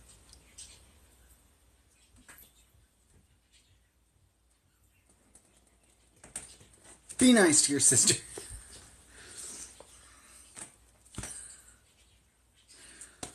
My God, they were being pulverized, their terrified screams echoing off the walls, and I thought that was it, that in a moment blood would pour from them like juice from a squeezed fruit. But then one of Call's hands flew up and began to flap in front of his face, waving something away. It was bees. A stream of Hugh's bees had flown out of the crush and now they were in Call's eyes, stinging him as he let out a shattering howl. The Embers and Peculiars fell to the ground, the ball they'd formed collapsing, bodies spilling out everywhere. They hadn't been crushed, thank God. Miss Peregrine, screeching and flapping in bird form, pulled people to their feet and propelled them toward the corridor. Run, run, go, and then she winged off for Call. He had dealt with the bees and was again spreading his arms, ready to scoop everyone up and splatter them against a wall. Before he could, Miss Peregrine dive-bombed him with her talons and raked deep cuts across his face. He spun to take a lumbering swipe at her, smacking her so hard she flew across the room, bounced off the wall, and fell to the ground, where she lay motionless. By the time he turned back to deal with the others, they had nearly disappeared into the corridor. Call extended his palm toward them, closed his hand, and scooped it back. But they were farther away, apparently, than his powers of telekinesis could reach. Bellowing in frustration, he ran after them, then flopped onto his belly and tried to wriggle into the corridor after them. He could just fit inside, though it was a tight squeeze. That's when, finally, I saw Bentham. He had rolled into the channel of water to hide, and now he was climbing out again, soaking wet, but otherwise unaffected. He was bent over, his back to me, working at something. I couldn't see what. I felt like I was coming back to life. The pain in my chest was receding. I tried to move my arms and experiment, and found that I could. I slid them up my body and over my chest, expecting to find a couple of holes and a lot of blood. But I was dry. Instead of holes, my hands found a piece of metal, flattened like a coin. I closed my hands around it, picking it up to look.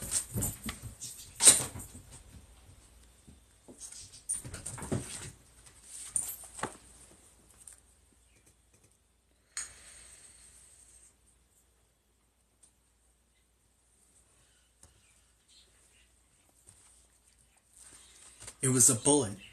It had not pierced my body. I was not dying. The bullet had embedded itself in my scarf. The scarf Horace had knit for me. He had known, somehow, that this would happen, and had made me the scarf from the wool of peculiar sheep. Thank God for Horace. I saw something flash across the room and lifted my head.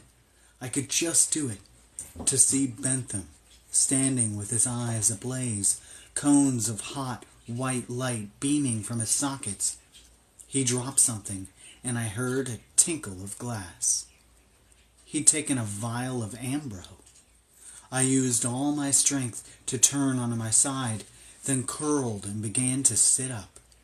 Bentham hurried along the walls, looking up at the jars. He was studying each one carefully, as if he could see them. And then I realized what he'd done, what he'd taken. He'd been saving my grandfather's stolen soul all these years, and now he'd consumed it. He could see the jars. He could do what I did. I was on my knees, palms to the ground, pulled one foot under me, then pushed myself up to standing. I was back, risen from the dead. By then, Call had wriggled into the corridor and was halfway down it. I could hear my friends' voices echoing from the other end. They hadn't escaped yet. Perhaps they refused to leave Miss Peregrine behind. Or me, possibly. They were still fighting. Bentham was running now, as best he could. He'd spied the other large urn and was heading right for it. I took a few limping steps towards him. He reached the urn and tipped it over. Its blue liquid hissed into the channel and began circulating toward the spirit pool. He turned and saw me. He limped for the pool, and I limped for him. The urn's liquid reached the pool, its water began to rage, and a column of blinding light shot up toward the ceiling. "Who's taking my souls?" Call bellowed from the corridor. He began to worm his way back into the chamber.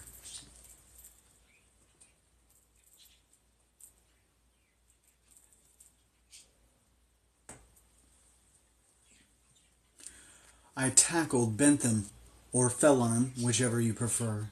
I was weak and dizzy, and he was old and brittle, and we were just about to match for each other. We struggled briefly, and when it was clear I had him pinned, he gave up. "Listen to me," he said. "I've got to do this. I'm the only hope you have." "Shut up," I said, grabbing at his hands, which were still flailing. "I won't listen to your lies. He'll kill us all if you don't let me go. Are you insane? If I let you go, you'll just help him." I grabbed his wrist finally. He'd been trying to get something from his pocket. "No, I won't," he cried. "I've made so many mistakes, but I can put them right if you let me help you." "Help me?" "Look in my pocket." Call was backing slowly out of the corridor, roaring about his souls. "My vest pocket," Bentham shouted. "There's a paper in it, one I carry with me always, just in case." I let go of one of his hands and reached into his pocket. I found a small piece of folded paper, which I tore open. "What is this?" I said. It was written in Old Peculiar. I couldn't read it. "It's a recipe. Show it to the Imbrans. They'll know what to do." A hand reached over my shoulder and snatched the paper from me. I spun around to see Miss Peregrine, battered but human. She read the paper. Her eyes flashed at Bentham. "You're certain this will work?"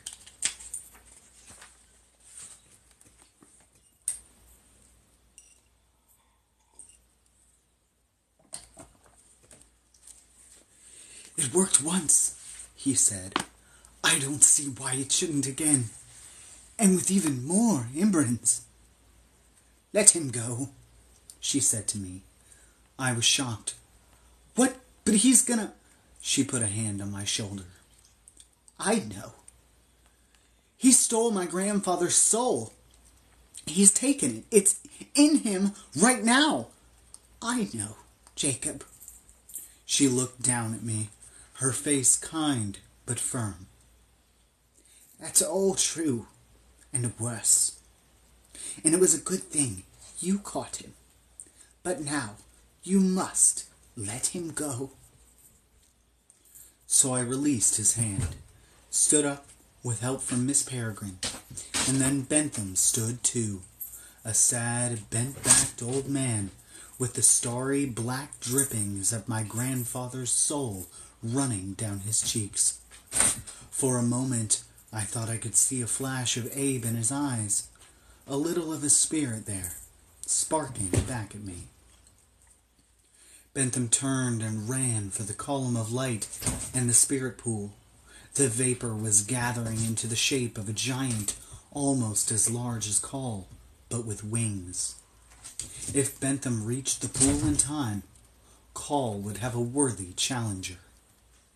Call was nearly out of the corridor now, and he was raging mad. "What have you done?" he cried. "I'll kill you!" Miss Peregrine pushed me flat to the ground and lay beside me. "There's no time to hide," she said. "Play dead."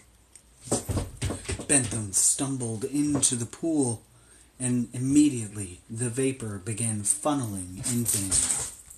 Call had finally wriggled out of the corridor and lurched heavily to his feet, then ran towards Bentham. We were nearly crushed as one of his enormous feet crashed down not far from our heads. But Call arrived at the pool, too late to stop Bentham from merging with whatever old great soul had been in that urn. Miss Peregrine's younger, weaker brother was already rocketing up to twice his original height. Miss Peregrine and I helped each other up.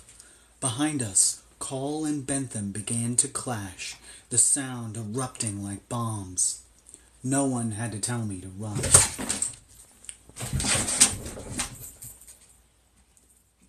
Excuse you. Acting like a whole psycho. We were halfway to the corridor when Emma and Bronwyn sped out of it to meet us. They caught us by the arms and whisked us toward safety faster than our weak and battered bodies could have managed alone. We didn't speak. There was no time to do anything but run. No way to shout loud enough to be heard, but Emma's face, electrified with wonder and relief at the simple fact that I was alive, said it all. The black tunnel enveloped us. We'd made it. I looked back just once to catch a glimpse of the riot exploding behind us. Through clouds of dust and vapor, I saw two creatures.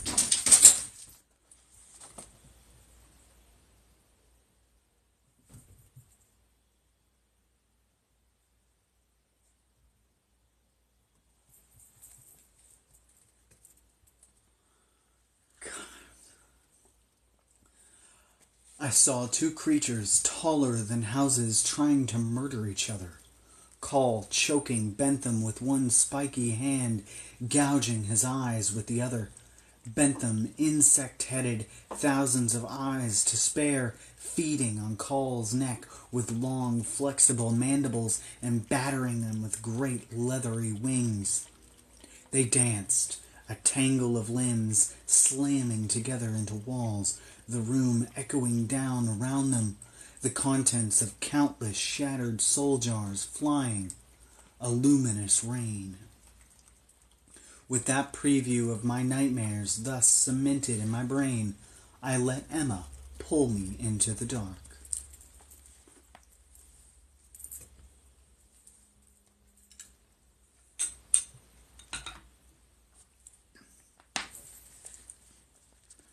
We found our friends in the next chamber, swallowed by the dark, their only light a fading gleam from the lantern in Addison's mouth.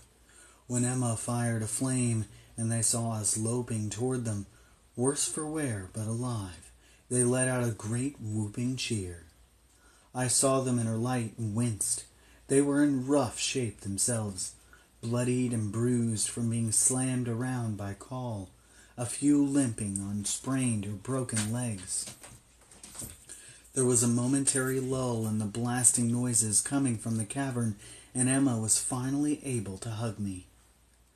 I saw him shoot you. By what miracle are you alive?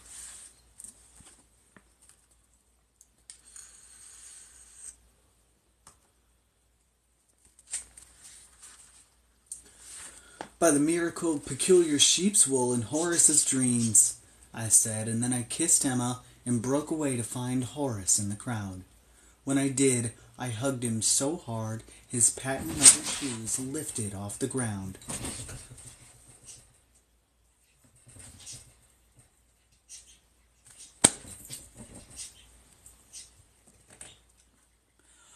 I hope one day I'll be able to repay you for this, I said, tugging on my scarf.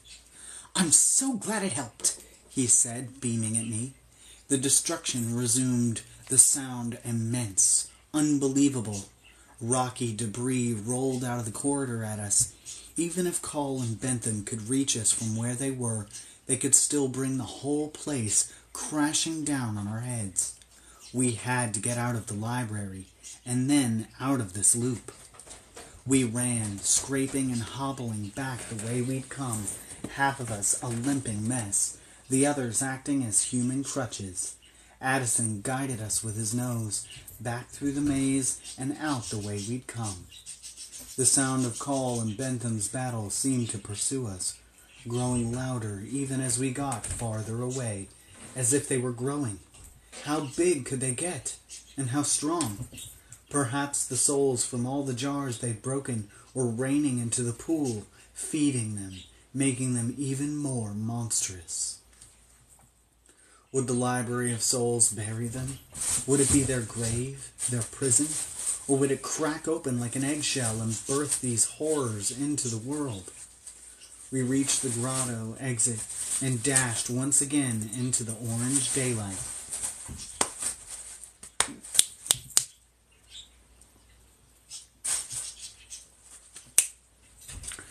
The rumble behind us had become constant, a quake that reverberated through the hills.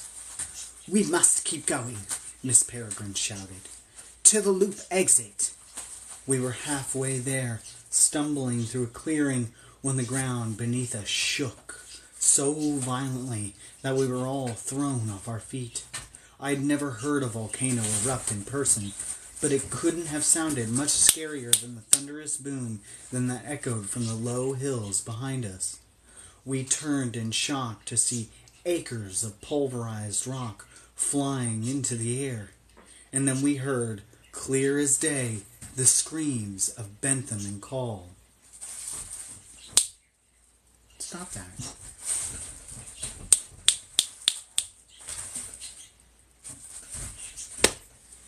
Hey, stop that. They were free of the library now. They had torn through the cavern ceiling and untold depths of stone to daylight. "We can't wait any longer," Miss Peregrine cried. She picked herself up and held aloft Bentham's crumple of paper. "Sisters, it's time to close this loop." That's when I realized what it was he'd given us.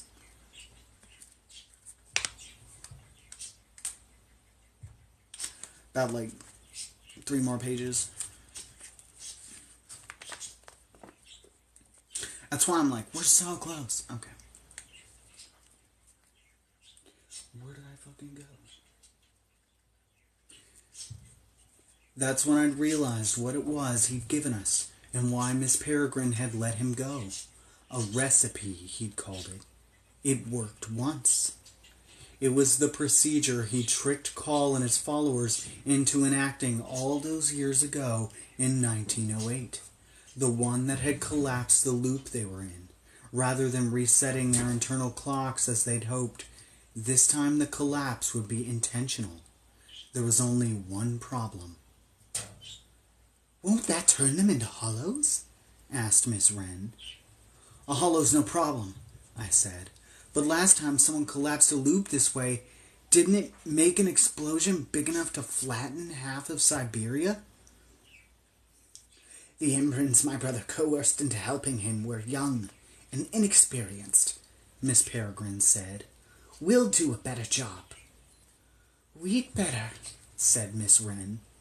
Over the hill a giant face rose like a second sun peeking over the horizon.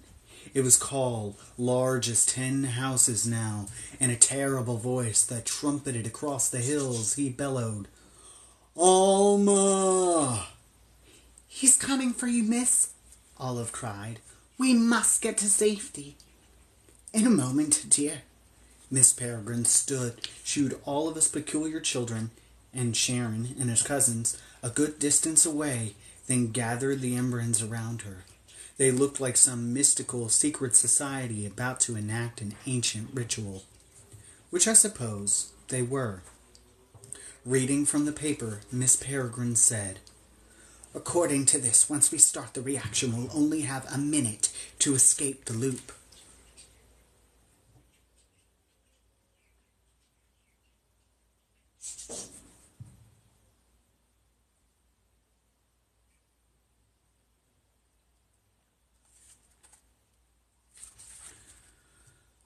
"Will that be enough time?" said Miss Avocet. "It'll have to be," said Miss Wren grimly.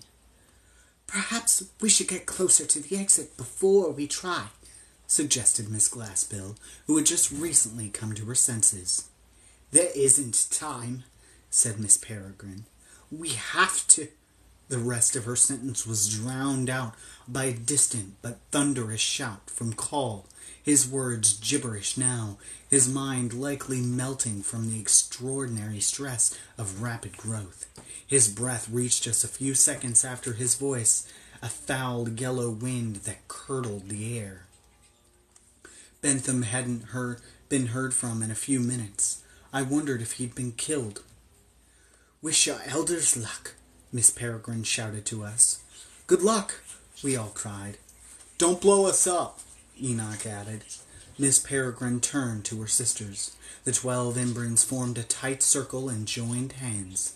Miss Peregrine spoke in Old Peculiar. The others replied in unison, all their voices rising in an eerie, lilting song. This went on for 30 seconds or more, during which time Call started to climb out of the cabin. Rumble tumbling down the hills where his massive hands grasped for purchase. "Well, this is fascinating," Sharon said, "and you're all free to stay and watch. But I think my cousins and I will be going." He began to walk away, then saw that the path ahead split 5 ways, and the hard ground had captured none of our footprints. He said, turning back. "Does anyone happen to remember the way?" "You'll have to wait," Addison growled. "No one leaves until the Embrons do." Finally, they unclasped their hands and broke their circle. "That's it?" Emma said. "That's it," Miss Peregrine replied, hurrying towards us. "Let's be on our way. We don't want to be here 54 seconds from now." When the Embrons had been standing, a crack was splitting open in the ground, the clay falling away into a quickly widening sinkhole from which a loud, almost mechanical buzz issued forth. The collapse had begun. In spite of exhaustion and broken bodies and faltering steps, we ran, pushed faster by terror and awful apocalyptic noises, and by the giant lumbering shadow that fell across our path. We ran over ground that was splitting open, down ancient stairways that crumbled beneath our feet, back into the first house we'd exited from, choked with red dust and from pulverizing walls, and finally into the passageway that led back to Call's tower. Miss Peregrine herded us through the passageway disintegrating around us, and then out the other side, into the tower. I looked back to see the passage cave in behind us, a giant fist smashing down through its roof. Miss Peregrine frantic. "Where's the door gone? We must close it till the collapse may spread beyond this loop." "Bronwyn kicked it in," Enoch tattled. "It's broken." She'd been the first to reach it, and for Bronwyn, kicking down the door had been faster than turning its knob. "I'm sorry," she cried. "Have I doomed us all?" The loop's shaking had begun to spread to the tower. It swayed, spilling us from one side of the hall to the other. "Not if we can escape the tower," Miss Peregrine said. "We're too high," cried Miss Wren. "We'll never make it to the bottom in time." "There's an open deck just above us," I said, though I wasn't sure why I said it, because leaping to our death seemed no better than being crushed in a collapsing tower.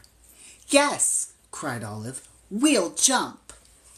"Absolutely not," Miss Wren said. "We Embrons would be just fine, but you children—" "I can float us," Olive said. "I'm strong enough." "No way," Enoch said. "You're tiny and there are too many of us." The tower rocked sickeningly. Ceiling tiles crashed down around us and cracks spidered through the floor. "Fine then," Olive said. "Stay behind." She started upstairs. It took the rest of us only a moment and one more wobble of the tower to decide that Olive was our only hope. Our lives were now in the dainty hands of our smallest member. Bird help us. We ran up the sloping hallway, then out into open air and what remained of the day. Below us spread a commanding view of Devil's Acre, the compound and its pale walls, the misty chasm and its hollow-gapped bridge, the black tinders of Smoking Street and the packed tenements beyond, and then the ditch, snaking along the loop's edge like a ring of scum. Whatever happened next, whether we lived or died, I'd be happy at least to see the last of this place. We bellied up to the circular railing. Emma gripped my hand. "Don't look down, eh?" One by one, the Embrons turned to birds and perched on the rail, ready to help however they could.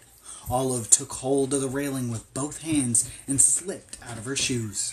Her feet bobbed upward until she was doing a weightless headstand on the rail, her heels aimed at the sky. "Bronwyn, take my feet," she said. "We'll make a chain. Emma grabs Bronwyn's legs, and Jacob Emma's legs, and Horace Emma's, and Horace Hugh's."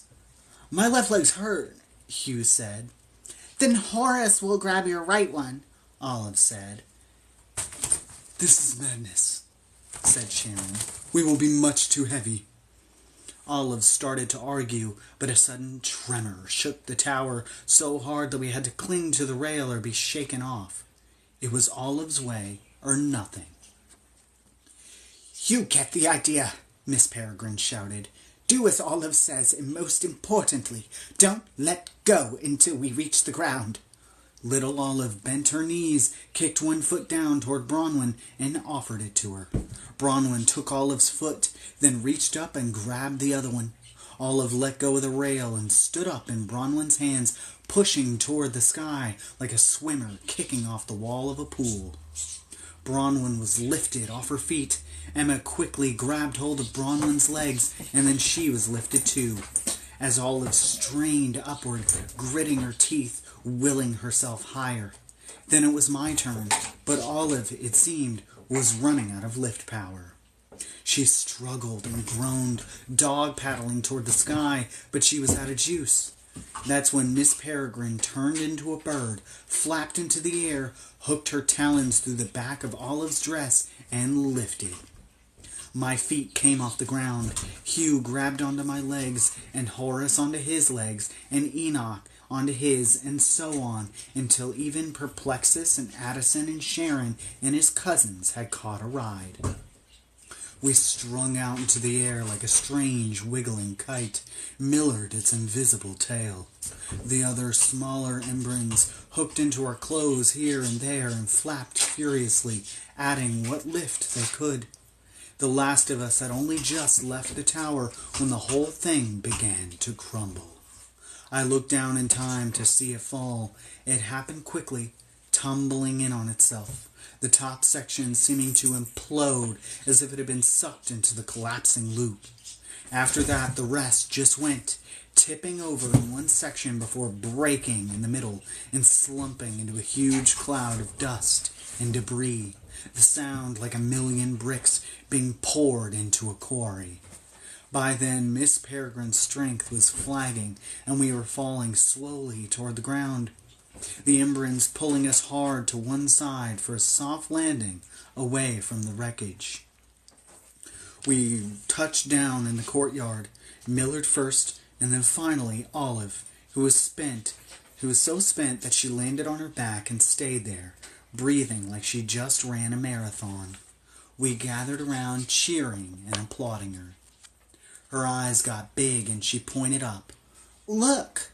In the air behind us, where the top of the tower had been just moments before, there spun a small vortex of shimmering silver like a miniature hurricane. It was the last of the collapsing loop. We watched, hypnotized as it shrank, spinning faster and faster. When it became too small to see, there issued from it a sound like the crack of a sonic boom. "Alma!" And then the whirlwind winked out, sucking Call's voice away with it. And that's the end of the chapter. And honestly, if I would have started on time, we would have been finished on time. And that's on me. Excellent sound effects, you guys. Thank you for accurately recreating the sound of a collapsing building. Sorry, Lady Aoife. Oh my god. I hope you have a good night, Lady Aoife. I hope I didn't hold you up too much. I'm so sorry. Jesus. And I also don't know where my bookmark is. So that's a thing that is happening actively right now. What the fuck? What in the absolute... Did I put it in the book? Am I just dumb and forgot where I put it? Where'd it go? Guys! They are acting like the most extra right now, and I cannot. Where is my bookmark? Did one of y'all steal it from me and I just didn't notice? Oh my god. Chaos chapter for sure. I feel like... What are you all doing over there? I don't even know. I can't find my bookmark. Oh, god damn it. Where the fuck is this bookmark? Guys. You. Oh my god. I'm so sorry.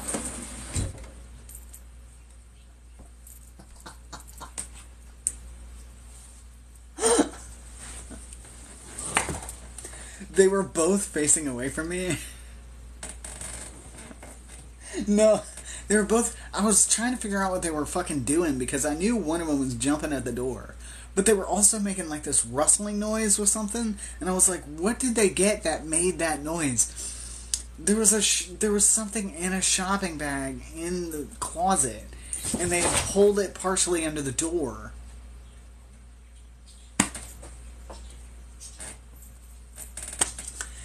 And that's what was making the noise, but I had no idea what it was. So I was like, what the fuck are they doing? And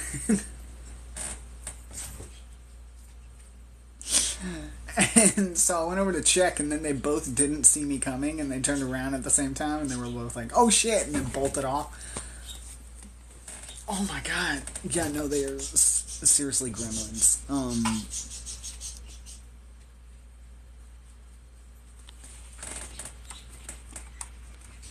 Let's see if we can...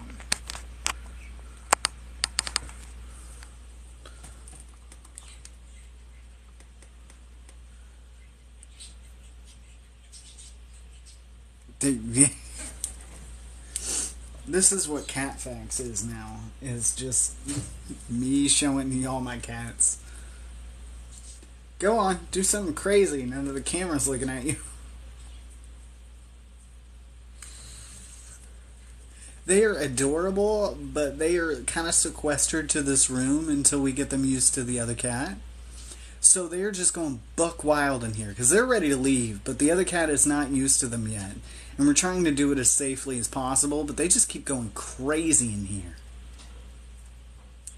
Cat fact, they are adorable little gremlins. There's Nancy, who's going behind the cage. They're about to start playing with the plastic bag again, is what they're doing. Go on. Go do it now. People paying attention. Now you got an audience. Let's go. Oh, you can't do it when people are witnessing you. There are no witnesses. Oh, there they go. Oh, God. Hey, guys. Hey, no hissing. No hissing. Hey, yo, what are you doing? No, that doesn't sound like fun. That's not fun playing. That's mean playing. Don't be mean. Don't be mean to her. You're stronger than her. Don't do that. He is just the slightest bit bigger. He is 6 pounds, and she is 4.5 pounds. Don't weaponize your body weight on her. Let her play. Let her play. That is not just your kid. Hey! Whoa! Hey, what are you doing? No. Stop that. I said stop it. Extra. Extra. God, that is... They just recreated that scene, for sure. Oh my god. They are absolutely going insane in this room.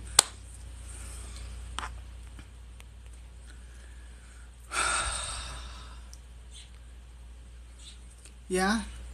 Are you gonna stop being mean to your sister? What do you have to say for yourself? Any comments?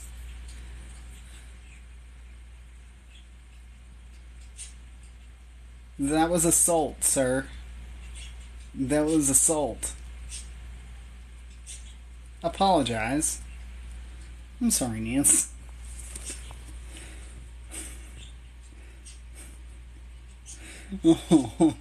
Now they're super chill. Now they're just like, we're gonna take a nap now. Now that the stream's over. They can only lose their minds if I'm doing something important. The minute it doesn't matter, they're just like, we're gonna take a nap now. Yeah, you good? Oh my god. So crazy. I was really afraid because he skidded into their food bowls and then like skidded into the water bowl, and I thought I was gonna hit the ring light for a second and tip over, and I was gonna be so upset. Because then there'd just be a puddle of water right where my feet were the entire time. And I was like, oh, thank fuck, he did not do that. Well, he's got the plastic bag again. Oh, he's got the plastic out of the door. Spike, buddy. I don't know what you got under there. There's probably candles in there. Keeps trying to leap up and get to that spine filled with circular knitting needles. And he's succeeding, is the thing. That's why they're all lopsided. Did you... Okay, I was gonna say, tell me he didn't get into the closet. Why are y'all so intent on the top of this carrier? I'm gonna remove the carrier. We technically don't need it no more. If y'all keep fighting over it. Because that was buck wild. Nancy, you good?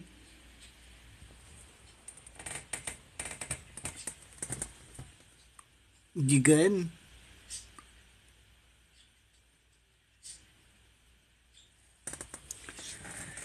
Yeah, I have a spine over there. It's filled with circular knitting needles and a COVID mask.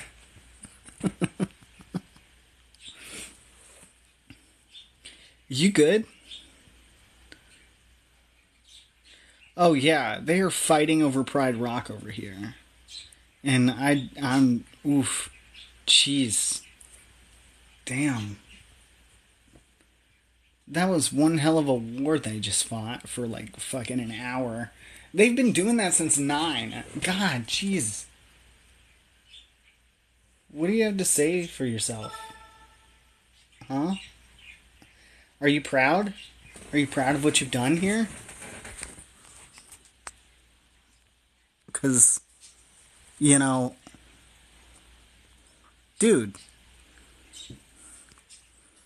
Jeez, God, don't. Don't do it. They already have Pride Rock. See how they're so fucking chill? Right as the live ended. What did I tell you? The minute it stopped being important, they're like, we're gonna take a nap. These fucking 2 motherfucking brain cells.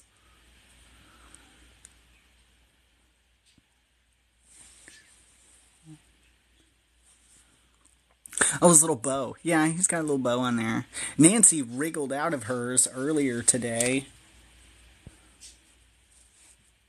Nancy's already fucking asleep. Jeez.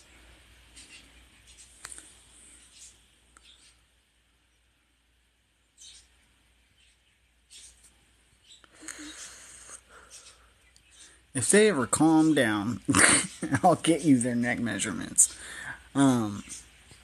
I know Nancy's fits the length of her collar is what her neck measurement is. I'll just have to get it. Just have to measure it. She's too fabulous for a bow, apparently. Yeah, no. They straight up chilling now. Jesus fuck. Anyway, so we're gonna be moving over to Discord, and starting the game stream here in just a moment. So I'll see you over there. Thank you for joining me. This was certainly chaotic. I hoped you were able to get enough out of the story, seeing as these guys were just doing a little mini recreation soundtrack of a building collapsing for you all. I think to add to the ambiance. So they just started a little earlier than necessary. They missed their cue. They came out early. So I'll see you next week at 8 p.m. Central on Tuesday, and we'll continue with, I believe, the last chapter of the book. Okay. And this time we have a solidly decent ending for this one. So aren't we happy about that? Dad. Dad's hand. I'll see you in VC so we can play some games. Later, you guys.